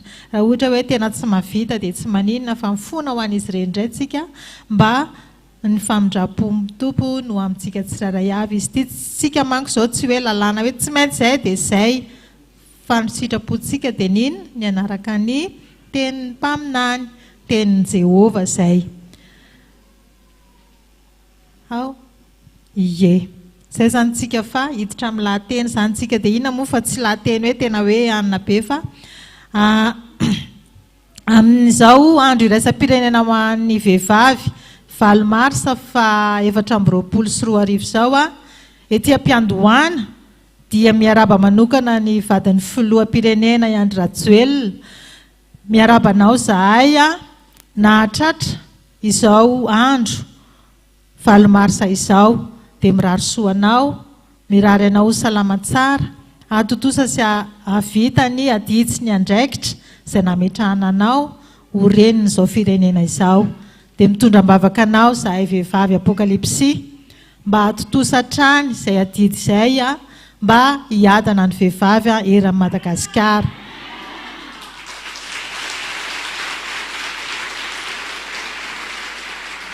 Faharoa manarak'izay dia miaraba koa ny Vehivavy Maneran-tany ny eraky ny Madagasikara sy ny anampitan-dranomasina any a miaraba antsika vehivavy zany satria za koa moa vehivavy miaraba anareo a mba ho salama tsara koa mba ahay ahazo tsilotsaina avy amin'Andriamanitra indrindra isika izay mipetraka eo amin'ny sehatry ny mpanabe dia mba ahitaiza anabe ny ankohonana anabe ny ankizy madinika anabe ny tanora satria ny fanabeazana ny tena ambony indrindra amin'izao rotorotom-piainana sy ny zavatra miantra amin'izao tontolo izao dia tsy inona fa ny herisetra ao koa ny tsy fampiana ao koa ny fomba malagasy dia tena mipetraka mirary atsika mpanabe rehetra izay mitoetra eo amin'izany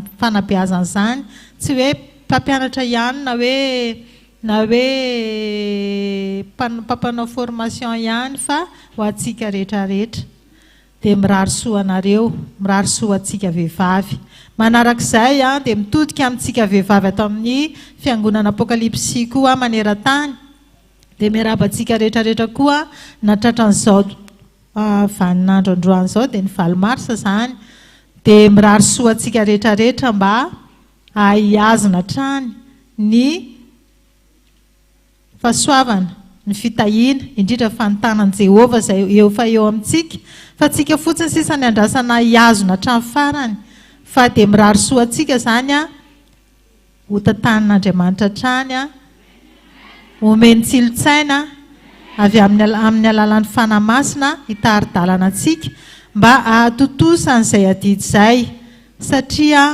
isika vehivavy na aiza dia itsika natao hoe reny itsika natao hoe mpanabe itsika natao hoe mpikolokolo itsika natao hoe mpamboly amin'ny alalan'ny vatantsika amin'ny alalan'ny toetratsika amin'ny alalan'ny toe-batantsika rehetrarehetra koa dia mirary soa atsika vehivavy rehetra atao amin'ny sahan'ny F.A.M Maneran-tany dia mirary soa atsika rehetrarehetra amin'izao fotoana izao moa fantatritsika ny mahazo an'izao tontolo izao zany ilay fiainantsika amin'izao zany ao ny averiko indray ny herisetra misy ny herisetra voaingana atsika matetika zany any vehivavy foana ny aran'ny herisetra na ara-nofo na ara-tsaina na eny amin'ny asa tontolo misy atsika eny ny mpianatra indrindrandrindra moa fa ny ao atokantrano dia ny ray niteraka misy koa manolana ny zanany ny ray kely misy manolana ny zanany raha bangona amin'ny teny iray zany a dia vehivavy foana ny aran'ny herisetra tsy dia misy zany lehilahy aran'ny herisetra zany fa vehivavy foana ny aran'izay herisetra izay nampatonga ny teny tery ambony hoe itsika mpanabe dia mila miezaka manabe an'io zanantsika ao tokantrano io amin'iny ny fampahafantarana ny vehivavy zanakitsika hoe zao ny zavatra mety zao ny zavatra tsy mety ato ny arofanina zahoantsika mandeha araka ny soratra masina io lehilahy tezainao ao an-trano ao io koa io zazakely lehilahy io mila beazina koa io mila ampahafantarina azy ny sazy miatra raha toka tratra amin'izany fanolanana izany ampahafantarina azy koa ny sazy miatra aminy raha ohatra izy ka manadaladalana eny fa na hoe zaza tsy ampy-taona ny miaraka aminy dia mananao zavatra tsy mety any misy sazy zany adidintsika rem-pianakaviana zany mampahafantatra an'izany amin'ny ankohonantsika mba ho afaka tsika ho afaka amin'izy ireny ny rahantsika noho izany a itsika vehivavy ho ia ny tompona andraikitra voalohany satria na zanaka vehivavy na zanaka lehilahy dia samy manana ny inona moa zany hoe fahadisoana daholo satria mety koa tsika vehivavy no miantso ny lehilahy mahatonga an'ilay fanolanana na ny herisetra na tsika ny tia vola dia mandeha manadaladala ny vadin'olona zany le hoe mangala-badin'olona zany a zavatra tsy mety daholo eo amin'ny fiarahamonina. Ao koa ankehitriny misy koa ny eny an-dalana eny dia misy ny kidnapping no ninona no izay foana e. Le fanabeazana zany tsy tafita na tsy ampy fa tsika ao atokantrano zany mila tsika rem-pianakaviana tsika vehivavy ianao tanora koa rehefa afaka manabe ny zandritsika dia ampiony eny anabe an'izy ireny satria aditsika mampita ny fomba malagasy taloha zany tena na hoe resaka misaotra ankehitriny zany efa tsy tonga amin'ny tanora ntsony zany misaotra sy ny azafady zany fa inona tonga dia mandeha fotsiny rehefa mahazo izay ilaina izy dia lasa fotsiny nefa zany fomba malagasy zany a mila mihitsy ho tehirizina satria izay no nagasy ny gasy ary izay no nahatoy izao atsika hatramin'izay. Ao anatin'izany herisetra sy ny tsy fandriampahalemana miatra amintsika amin'izao fotoana izao zany a androany ny Vehivavy Apokalypsy dia nifidy ny thème na ny loha hevitra hoe inona ilay izy miara amin'ny teny mafy be tsika mahatoky ny vehivavy voafidin'i Jehova zany hoe ao anatin'izay fiainana andavanandro mampatahotra mampalahelo mampiahiahy ny vehivavy zany tsika rem-pianakaviana na vehivavy miahiahy mandeha any amin'ny taxi be ireny vao misy mijerijery dia matahotra hoe sao dia angalatra nina moa zany anao sito mahery tia lehilahy tiana misy tahotra zany ao anatin'ny vehivavy izay no mahatonga an'ilay stress ny vehivavy ny rem-pianakaviana any atokantrano vao tsy tonga kely ny vadiny na tsy tonga kely ny zanany dia manino matahotra fa izay ilay hoe vehivavy mahatoky an'i Jehova manina moa izy teo mahatoky ozy izy ny vehivavy voafidin'i Jehova tsika zany dia manana tombony satria manino mahafantatra an'i Jehova mivavaka tsika raha tsika zao ao anatin'izao fiangonana izao raha anao zavatra efa fantatritsika fa tsy mety tsy misy foana tsika na endrika kely na saina kely na fanamasina fotsiny raha patsiahantsika hoe hanota zany ianao dia inona ny afaranao tsy maintsy misy an'izay saina izay ianao rehefa mivavaka fa ny olona tsy mivavaka tsy mahalala an'Andriamanitra tsy nahafantatra fititao amin'Andriamanitra tsisy miraran'izany fa ataoko aloha ty fa zao mila an'izao mila an'ity androany ataoko aloha ty ary ataoko tsy tratra dia ataoko izay mangalatra manaonao foana eny an-dalana eny fa izay ilay hoe mahatoky ny vehivavy voafidin'i Jehova. Ny vehivavy mivavaka safady kely ny vehivavy mivavaka zany inona ny tombony inona ny mahasamihafa azy amin'ny olona tsotra misy mampiavaka azy tsika zany mila manomana ho avy mahafinaritra amin'ny alalan'izay hoe voafidin'i Jehova izay. Amen.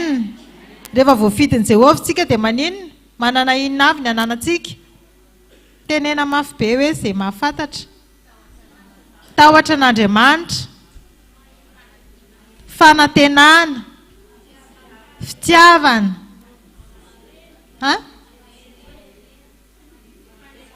fanekena tsy henoko mihitsy ny ravavara io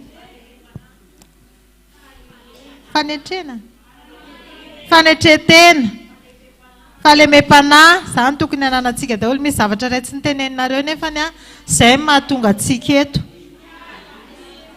fandresena izay misy miteny finoana misy finoana ny vehivavy mivavaka zany manam-pinoana vehivavy mivavaka zany hoe ninona rehefa vita vavaka tsara tsika apetraka tsika amin'Andriamanitra daholo ny ankohonana ny asa ny asa mivaditsika ny rehetrarehetra dia manino manana finoana sy fanantenantsika fa miaro atsika Andriamanitra. Zay le tena zava-dehibe, zay le mampiavaka atsika amin'ny olo izao tontolo izao. Ny vehivavy mivavaka dia mandresy foana eo amin'ny ady. Amen.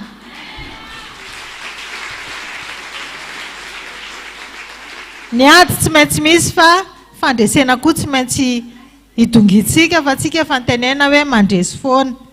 Ny vehivavy mivavaka dia vehivavy manan-tsaina, mahery saina amin'ny zavatra rehetra.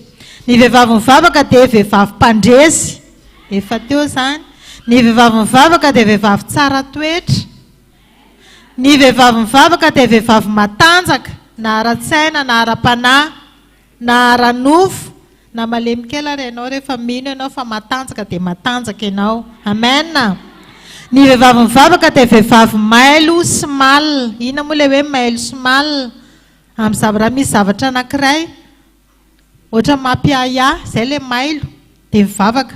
Na eny an-dalana eny afaka mivavaka tsika fa tsy voatery hoe andeha iakohaka dia andeha apiditra saron-doha.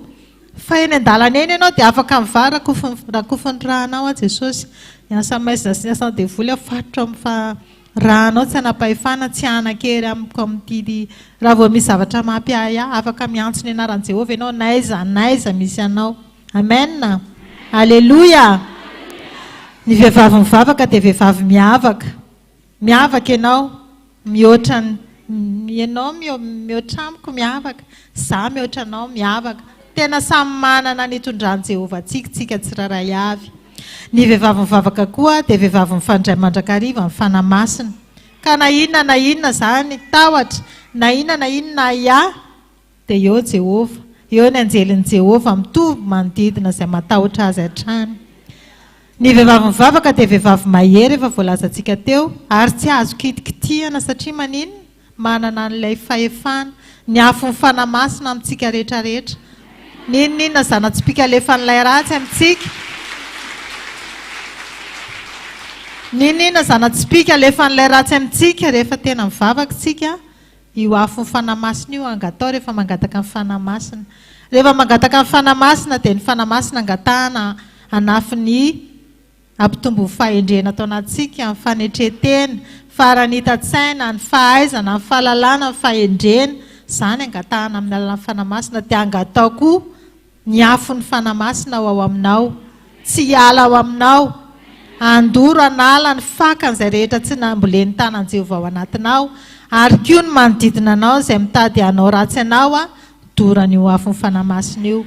Zavatra telo. Ny fahatelo rehefa mangataka ny fanamasina, isoloky ny fanamasina io koa dia angatao ho ao anatinao.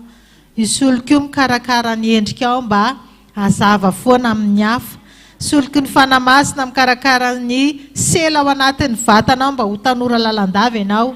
Isoloky ny fanamasina io koa mikarakara ny momba anao rehetra mba aneo isan'andro ny voninahitr'Andriamanitra ianao. Ary ny farany vehivavy mivavaka dia tsy azo resena fa miazona ny fandreseny amin'ny lohaliny ary manamafy izany foana eo masom-bahoaka. Inona moa ilay miazona ny fandresena amin'ny lohaliny? Mivavaka, mampiasa lohalika, naiza ninona zavatra mitranga. Zay zany ty lohahevitrintsika androany ity hoe mahatoky ny vehivavy voafidin'i Jehovah. Hialantsika amin'izany korotana any amin'izao tontolo izao zany. Azahoantsika misehatra, azahoantsika mandresy an'ireny zavatra rehetrarehetra ireny mba azahoantsika fiadanana ho amin'Andriamanitra isan'andro. Dia mirary soantsika rehetra mba hatotosa ny andidy sy ny andraikitra tokony ataontsika ho raisitsika manoloana ny zava-miseho ankehitriny eto amin'ny firenena, dia mba hitondram-bavaka, hifampitondram-bavaka tsika mba hivoaka mpandresy hatrany. Alleluia. Alleluia. Dia mankasitraka atsika rehetrarehetra izay nanaraka mivantana sy ny haino mivantana teto amin'ny radio fanambarana, mankasitraka atsika vehivavy na atsika lehilahy. Dia mirary soa koa antsika izay manaraka mivantana ao amin'ny YouTube sy ao amin'ny radio fanambarana ao amin'ny Facebook. Dia mirary soa atsika vehivavy rehetra mba ho vehivavy hay amindra atsika, mba ho fitaratra tsika, ary aneo ny voninahitr'andriamanitra amin'izay toerana rehetra andehanantsika. Sotra nareo ny aino dia mirary soa tompoko. Alleluia.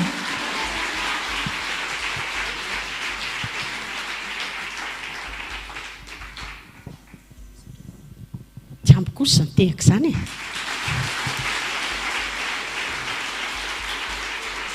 Mahakasitraka indrindra rahavavy. Akasitrahana ianao rahavavy madame pasteur. Rahavavy madame pasteur. Tsy mety haiko mihitsy le izy. Ka rahavavy zao no tenenako. Rahavavy pasteur Maiolona re. Sotra n'Andriamanitra lehibe tsika zany fa tonga somatsara teto izy. Sotra ihany koa tamin'ny afatrafatra nomeny antsika teo. Indrindra moa zany ny afon'ny fanamasina sy ny diloilo izay atsono. Amin'izao fotoana izao fetin'ny vehivavy androany. Fetin'ny vehivavy tena zava-dehibe mihitsy zavatra nataontsika tamin'ity androany ity. Ataonay fifaliana mihitsy aloha no manonona anty vola izay narotsakitsika tsirairay avy ity fanomezana any rahavavy zaninona izay maitrano. Tsara ho fantatsika tsirairay avy araky ny fanasan'ny diakona vavy teo izay isaorantsika manokana fa 162 000 ariary ny vola mahavoangotsika. Dia ity zany ny vola dia izy moa tsy tonga eto fa dia isaorantsika madame pasteur tehaka mafitsika voninahitr'Andriamanitra fa ho feno zany ity dia ho feno 200 000 ariary. Dia le Andriamanitra manakare-pahasoavana anonotra avozato eo na avoarivo eny izay rehetra namentsika fa vehivavy mifankatia tokoa ny vehivavy Apokalypsy. Dia tsy amin'ity androany ity fotsiny izay zavatra nataontsika teto izay fa mandra-piavin'i Jesosy any amin'irao ny lanitra. Amen. Dia manaraka izany eto moa ny ray aman-drenitsika zany amin'ny mafetin'ny vehivavy azy amin'ny anniversaire koa tamin'ny 6 mars dia izao hoe atsona mba hiakatra ety ambony ety solon-tena-piangonanao angambany ny vehivavy tonga ao dia vadin'ny secrétaire général. Hiakatra aty dia vadin'ny secrétaire général raha vadin'ny ray aman-dreny dolara régionaly. Atsona koa ny solon-tenan'ny régionaly anankiroa izay tonga ao safirina ireny tonga ao roa. Dia asona koa solon-tenan'ny paroasy misy anankiroa ve ao paroasy. Tsisy paroasy mihitsy ve na ray ara tonga eto. Mandroso aty aloha solon-tenan'ny paroasy na anankiroa fotsiny ary dia zava-dehibe.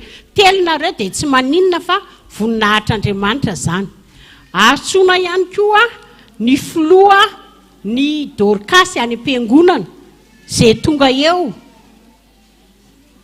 Izay tonga eo.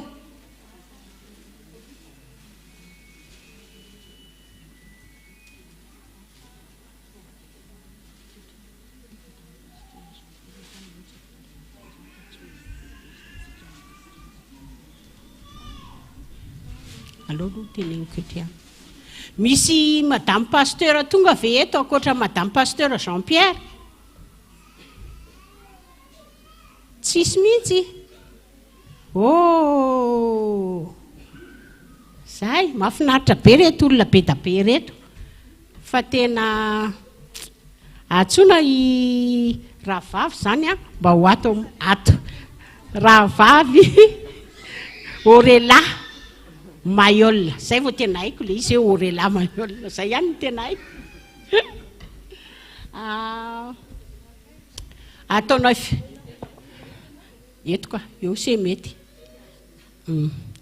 Ataonay fifaliana lehibe sady voninahitr'Andriamanitra rery ihany zany ny afahanay miarabanse fa nitahian'Andriamanitra velinaina amin'izao oro izao ary indrindra tratry ny taona fitsingerenana.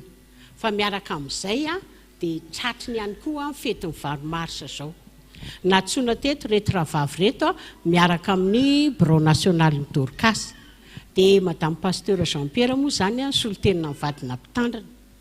Dia reto ny vahoaka an'Andriamanitra manatrika anse.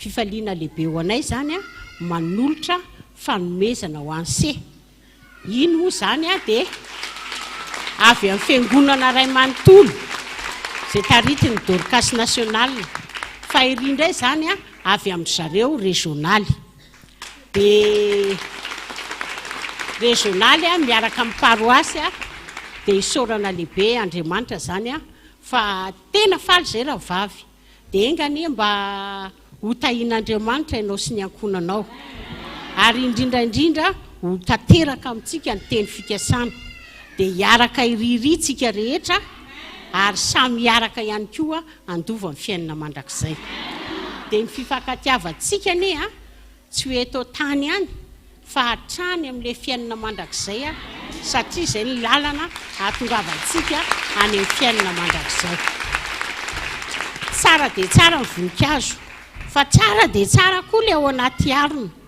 dia mino fa amin'ity androany ity ho tsara dia tsara daholo ny fotsika rehetrarehetra ka rehefa tonga any tokantrano eo ntsika dia azo bizomamy be pastera Maiolina azo bizomamy be ihany koa ny vadintsika tsirairay avy ary ho an'ny tsy manambady fa mananjanaka dia azo bizomamy be koa ny zanaka rehetra ary le Jesosy Kristy moa zay zay vadiny tsy manambady dia efa nameny sahaza azy teto fa ho tohizany mandra-patonga any amin'ny fiainana mandrakizay makasitraka raha vavy makasitraka zay ihany ny azo lazaina fa tsy dia mahay mikabary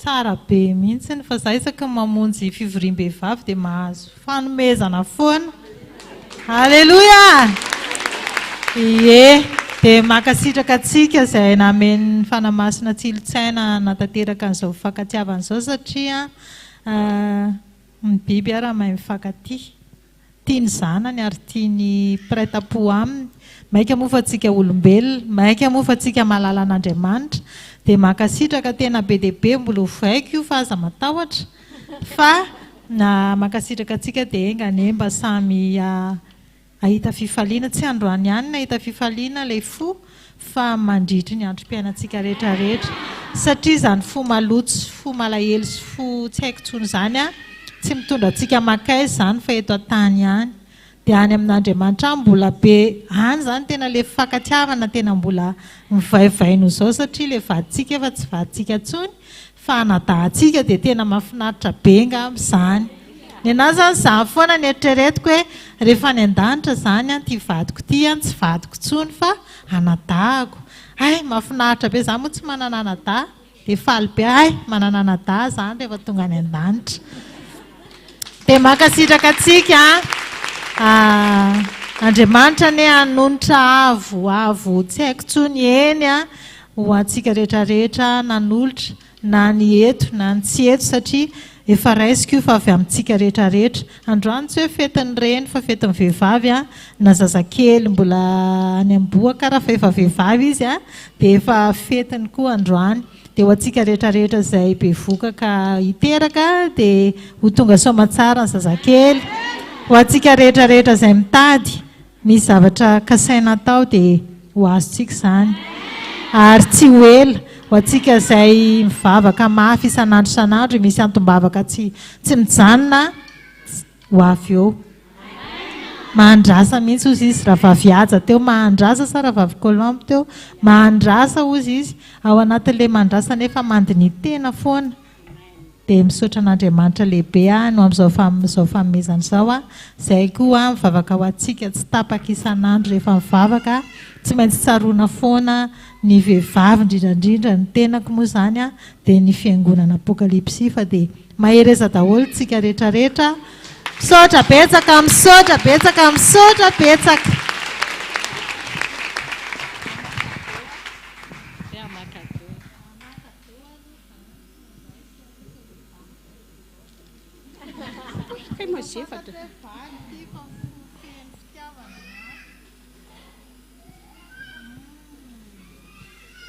aqui daholo ny maso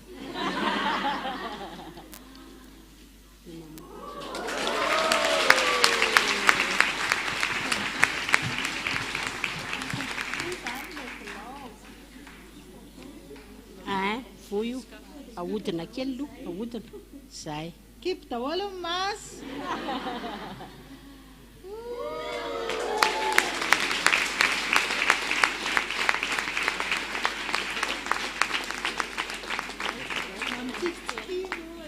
eno a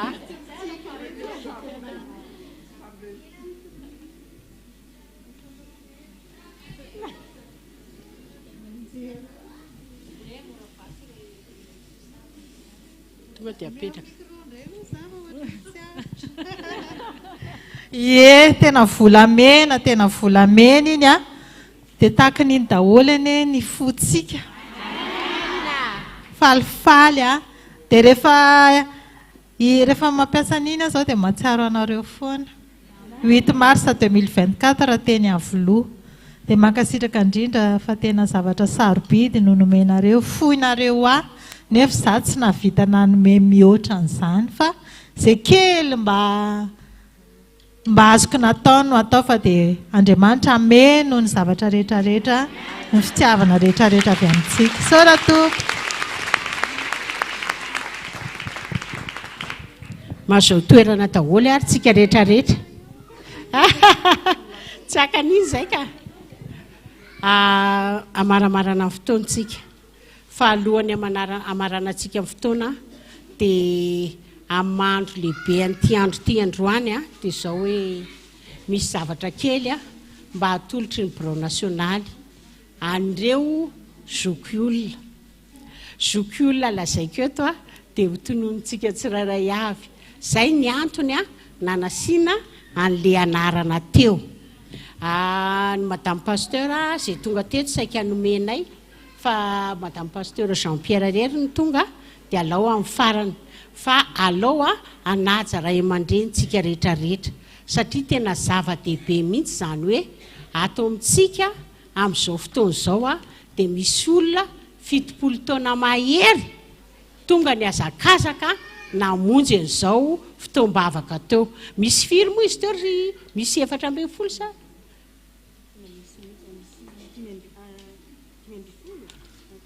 misy 5 mirahavavy atsona mpitiavana reo rehetrarehetra reo zany a hiakatra ty dia rehefa vita zay a vita daholo ny fanomezana dia mbola mijanona eo ihany aloha tsika satria misy lamba le lamba omena indray zany a hozaraina dia lamba fitondra mivavaka ho atsika zay mila n'le lamba rehefa avy eo zay tena tsy manana zany mba hoentina vavaka dia atsona androso teo io rehefa avy eo rehefa vita indray zay zavatra zay a dia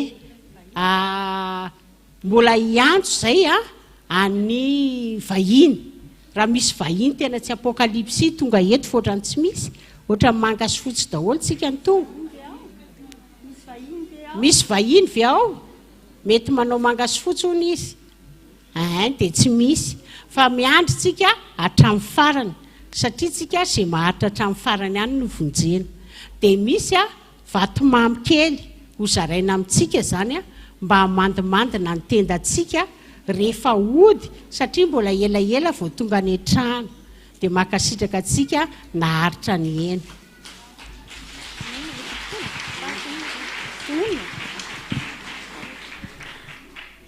zao ary a dia atsoko le 70 taona dia zay 70 taona voanjo a dia mba mitsangana raha soarim-bola Yvonne ao ve raha soasim-bola Yvonne tonga dia mitsangana makaty raha Coutoir Vony Luisette etsy aloha zany dia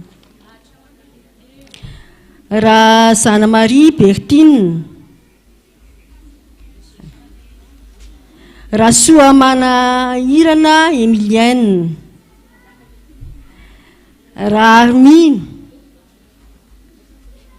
aiza raha Armine ao mba mitenena kely enoko feonareo feoko foana neninareo mba miteny kely za raha Soary Malala Marta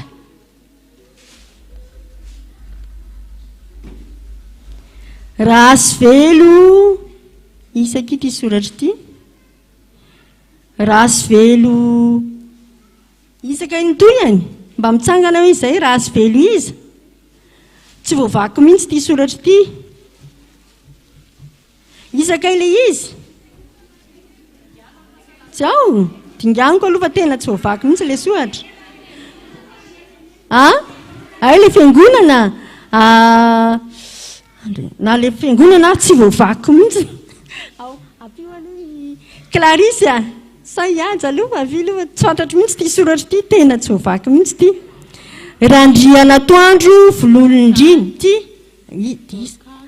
anty rasoa azy velo izy ty raha azy velo dia izy ty tsy haiko raha azy velo izy aka azafady ay iza le raha azy velo tsy fantatro mihitsy ity soratra ity efa ao ok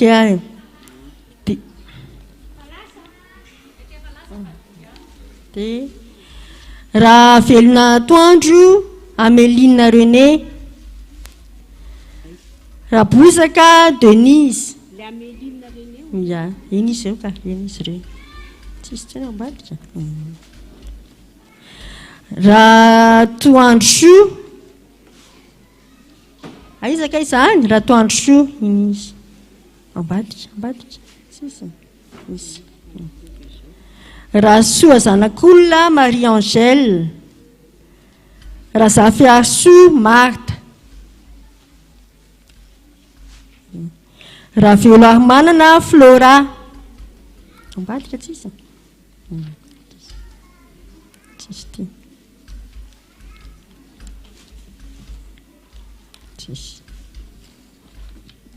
zay sao dia misy 70 taona miakatra aho fa mbola tsy nanohatra anarana antsangano ny tanany raha misy 70 taona miakatra tsisy efa any iza le izy matonga dia mandroso fotsiny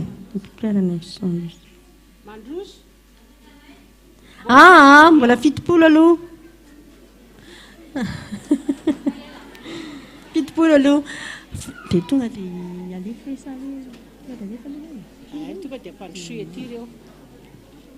mandroso tsirairay tsika zany maka ny fanomezana ho atsika mandroso rahavavy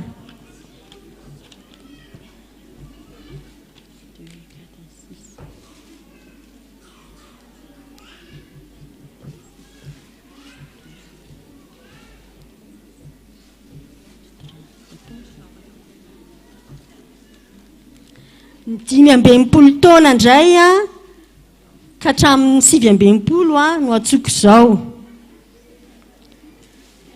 raha nary miasoa l'olona raha zafindrasoa Marie raha zafindrasoa tsy haiko iza Marie ty ao ve raha zanamaro Elisabeth mbola miandro eo aloha le manaraka miandro indray aloha le manaraka teo raha zanamaro Elisabeth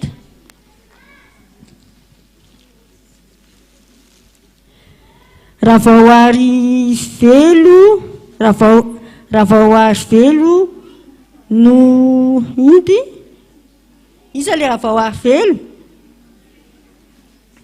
raha vaoary velo sa raha vaoasy velo izaka iza le amin'ny fanampina anarany se io mandroso ary raha zakanirina Edvise Lucie raha vavy Somo Clarisse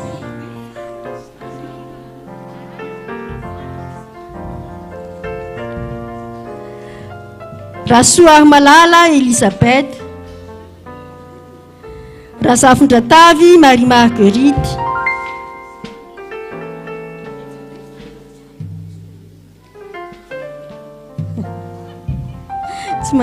raha soanjanahary Martha raha alisoa Bakolonirina Yadel raha topoary vony raha vaosolo Elisabeth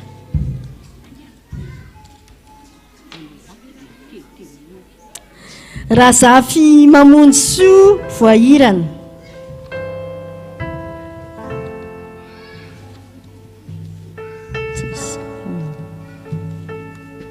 voisa raha be saotra iary manana raha be saotra izy le fanampiny ary manana isa sy manana Ranousou Bernadette, Rajao Arsan Mireille, Razafy Malala Emeline,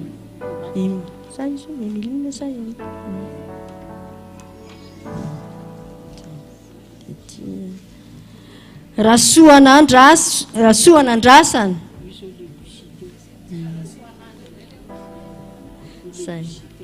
izy indray a ny 5 ka hatramin'ny 7 tsy voatonona teo misy atsisy izy ny anaran'se Marizana tonga dia mandroso ary dia iza koa iza ny anaran'se Pauline efa nitononiko tao fa le Pauline tsy voavaky fa le Marine voatonona eny ary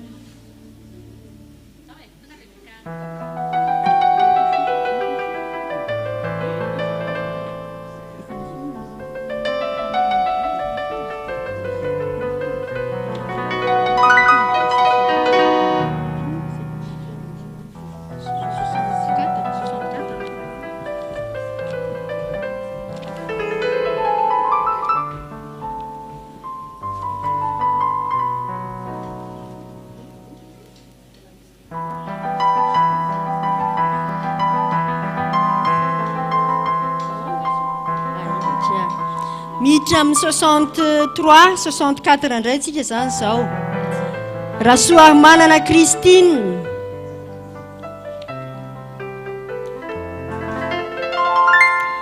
Raivoarsoa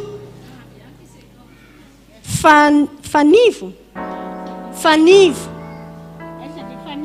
iza le Fanivo Rabary Arsoa tsisy ninona fa zay le anarana tonga dia zay fotsiny izy Fanivo ny soratrato firitaona le Faneva iza le Faneva Fanivo mihitsy ny soratrato Fanivo zay tsangana ko efa tsony Rabary Arsoa Volon'Irina Emilienne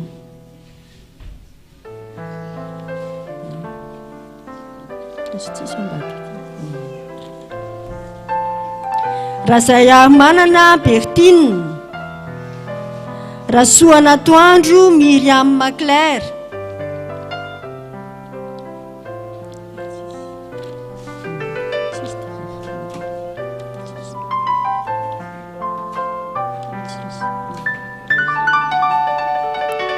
Razafy manana Saoly Nirina angambany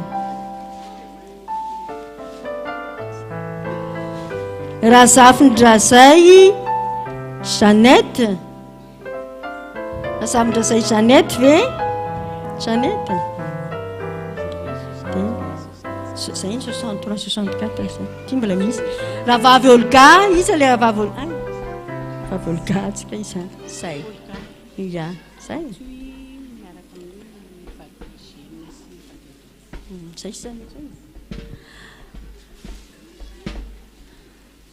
sao dia nisy 64-63 tsy voatonona teo atsangana eny tanana mandroso nga tsy nanohatra anahana tato mandroso ary dia iza koa le anankiray sasa izy ihany tsy 64-63 tsony aho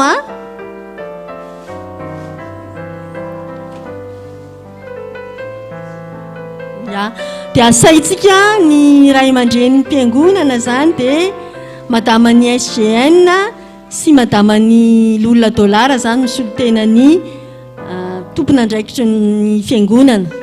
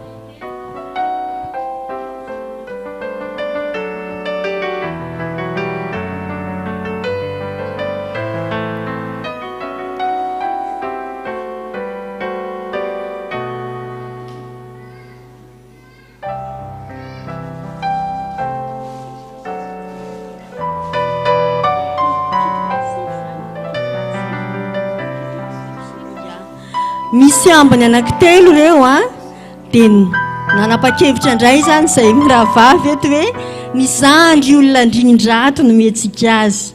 Misy 7 taona ato a raha vao arlanto maheva soa iza zay raha vao arlanto maheva soa ao sa tsy ao sa efa lasa nody tsy ao tsony ve tengony ao ia izy zany mahazo ny anankiray dia ny anankiray a 9 taona ny anankiray a dia raha fanomezan-tsoa megane iza le megane iny izy iny manova dorcas hoaraka izy a dia ny 7 a 7 taona dia Ernirina Marie Lucia ve tisa Lucia sa izy sa Garcia sa izaka ile zaza Coral ny aniny ty Ambojanaka ao sa tsy ao mety efa lasa ve tsy ao iza tikity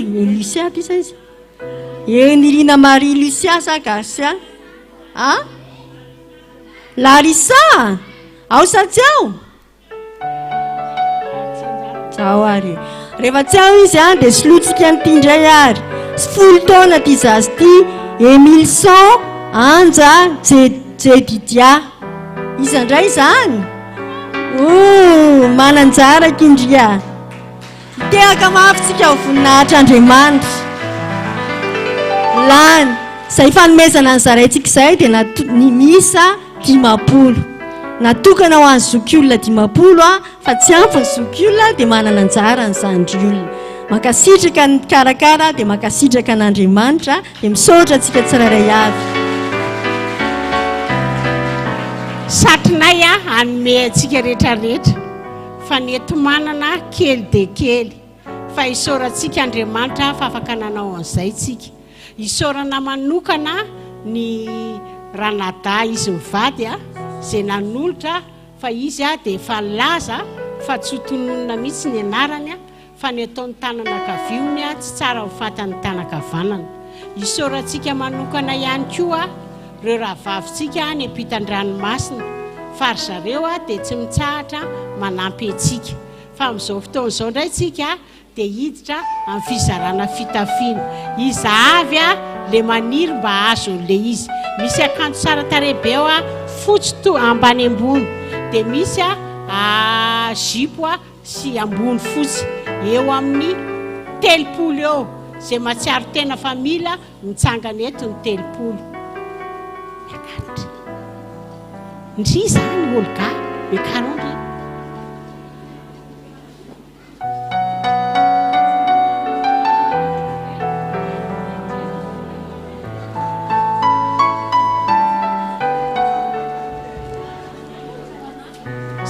tsy misy mitsangana tsony reny tam reny zany sisa mbola mitsangana se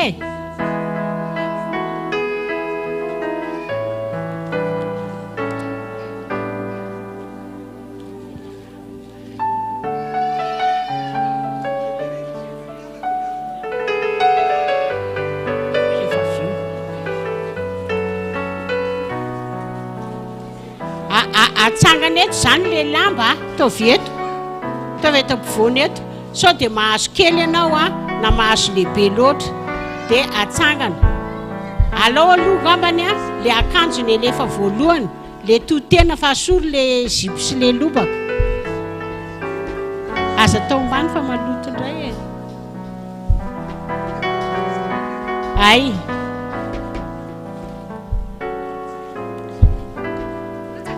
reto indray dia fanomeza malala tanana avy any amin'ny rahavavy madame pasteur dia isaorantsika azy naterina fa misy akanjo ao zay tsara tare tsy fotsy sy manga fa aza malahelo zay mahazo azy fa tsara koa izy zay mba tonona niny kosa avoay le izy iny dia misy amboniny iny dia manaraka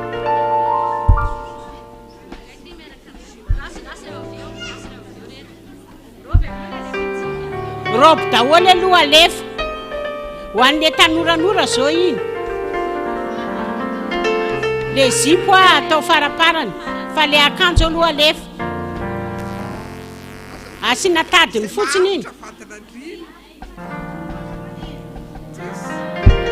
rehefa azo iny dia lasa zay azo dia mahazo dia mandeha tsy misafidy fa rehefa azonao iny dia lasa ianao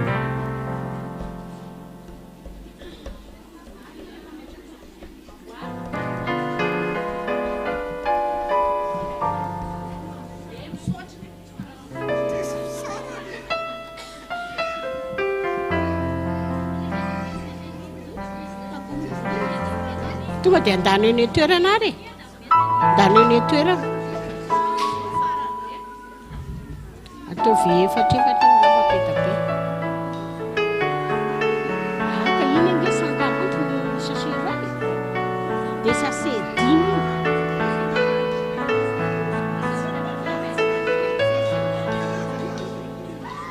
dia 140 fois 5 iny tonga dia fa 5 dia fa 700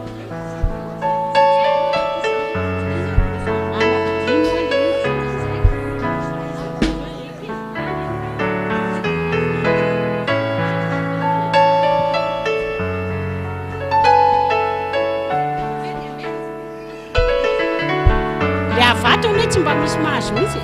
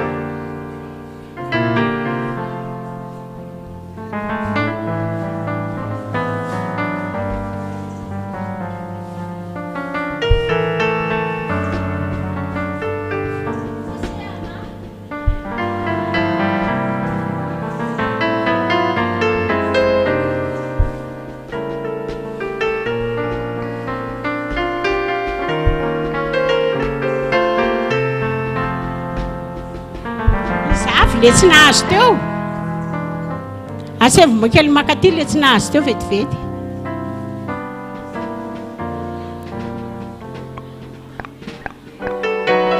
nareo tonga de kivy be de tonga de miala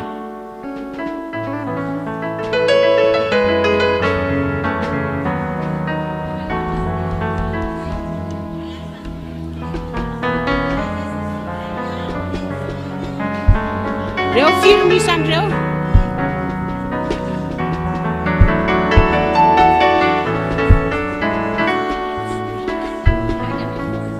raiky ambe folo zany makany amin'ny fohy be amin'ny larbi dia any maka misy permanence ao amin'ny sivy sasany ka hatramin'ny roa reny tsy nahazo lama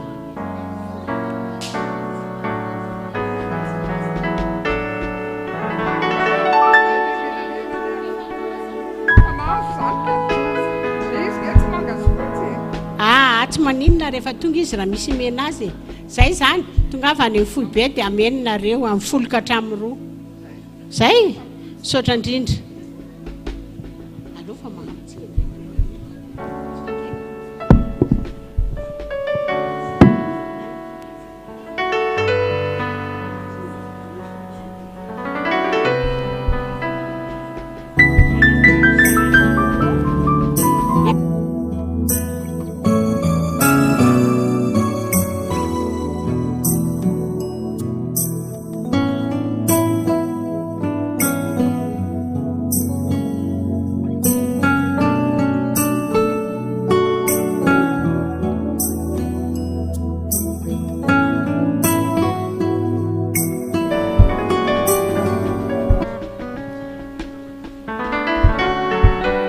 Sarabombo veva vita ay marana fotoana aloha zany tsika miaraka hitsangana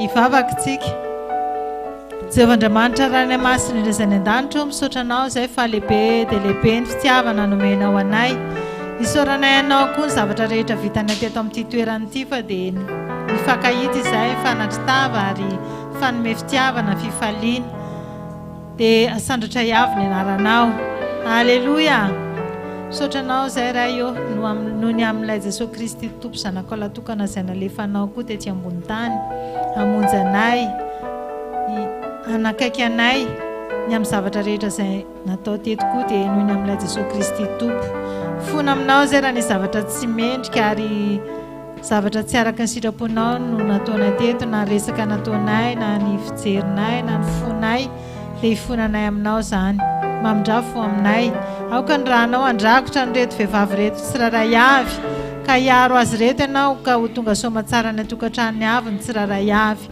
ny fananao masina koa dia hirotsaka aminay tsiraray avy tsy hiala aminay fa hibitsika fa hivoanay isan'andro ianao no loha lalana sy vody lalana trany ny anjelinao hitombo manodidina aminay raha mangataka aminao reto vehivavy reto dia hamaly ianao ary ireo vehivavy izay manatrika eto koa amin'ny alalan'ny tambanjotra dia hombanao hatrany dia amirapiratany voninahitra ao ane ny tenanay manontolo amin'izay rehetra andehananay izay rehetra ataonay dia eo ambany fitantananao hatrany ianao ane no andresy lahatra nay amin'ny famarinanao hatrany naiza naiza misy anay dia tafilanja tafitanjaka ny vehivavy rehetra manerana ny F.A.M manerana ny nosy dia ianao tompo no mombanay hatrany anilo lalana anay hatrany izany fananao masina izany koa no ametraka ny teny rehetra ambavanay ny fahefanao ianao koa tompo no miaraka aminay hatrany dia ombay ny lalanay dia tonga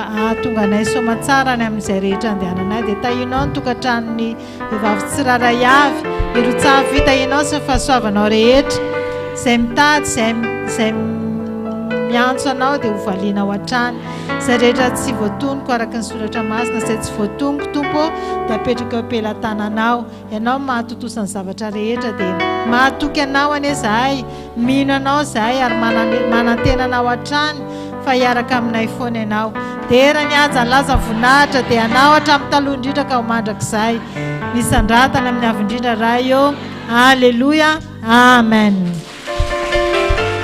Sabat Jehovah. Sabat Jehovah. Sabat Jehovah Apokalypsy. Sabat Jehovah Apokalypsy. Ura-kurakabe.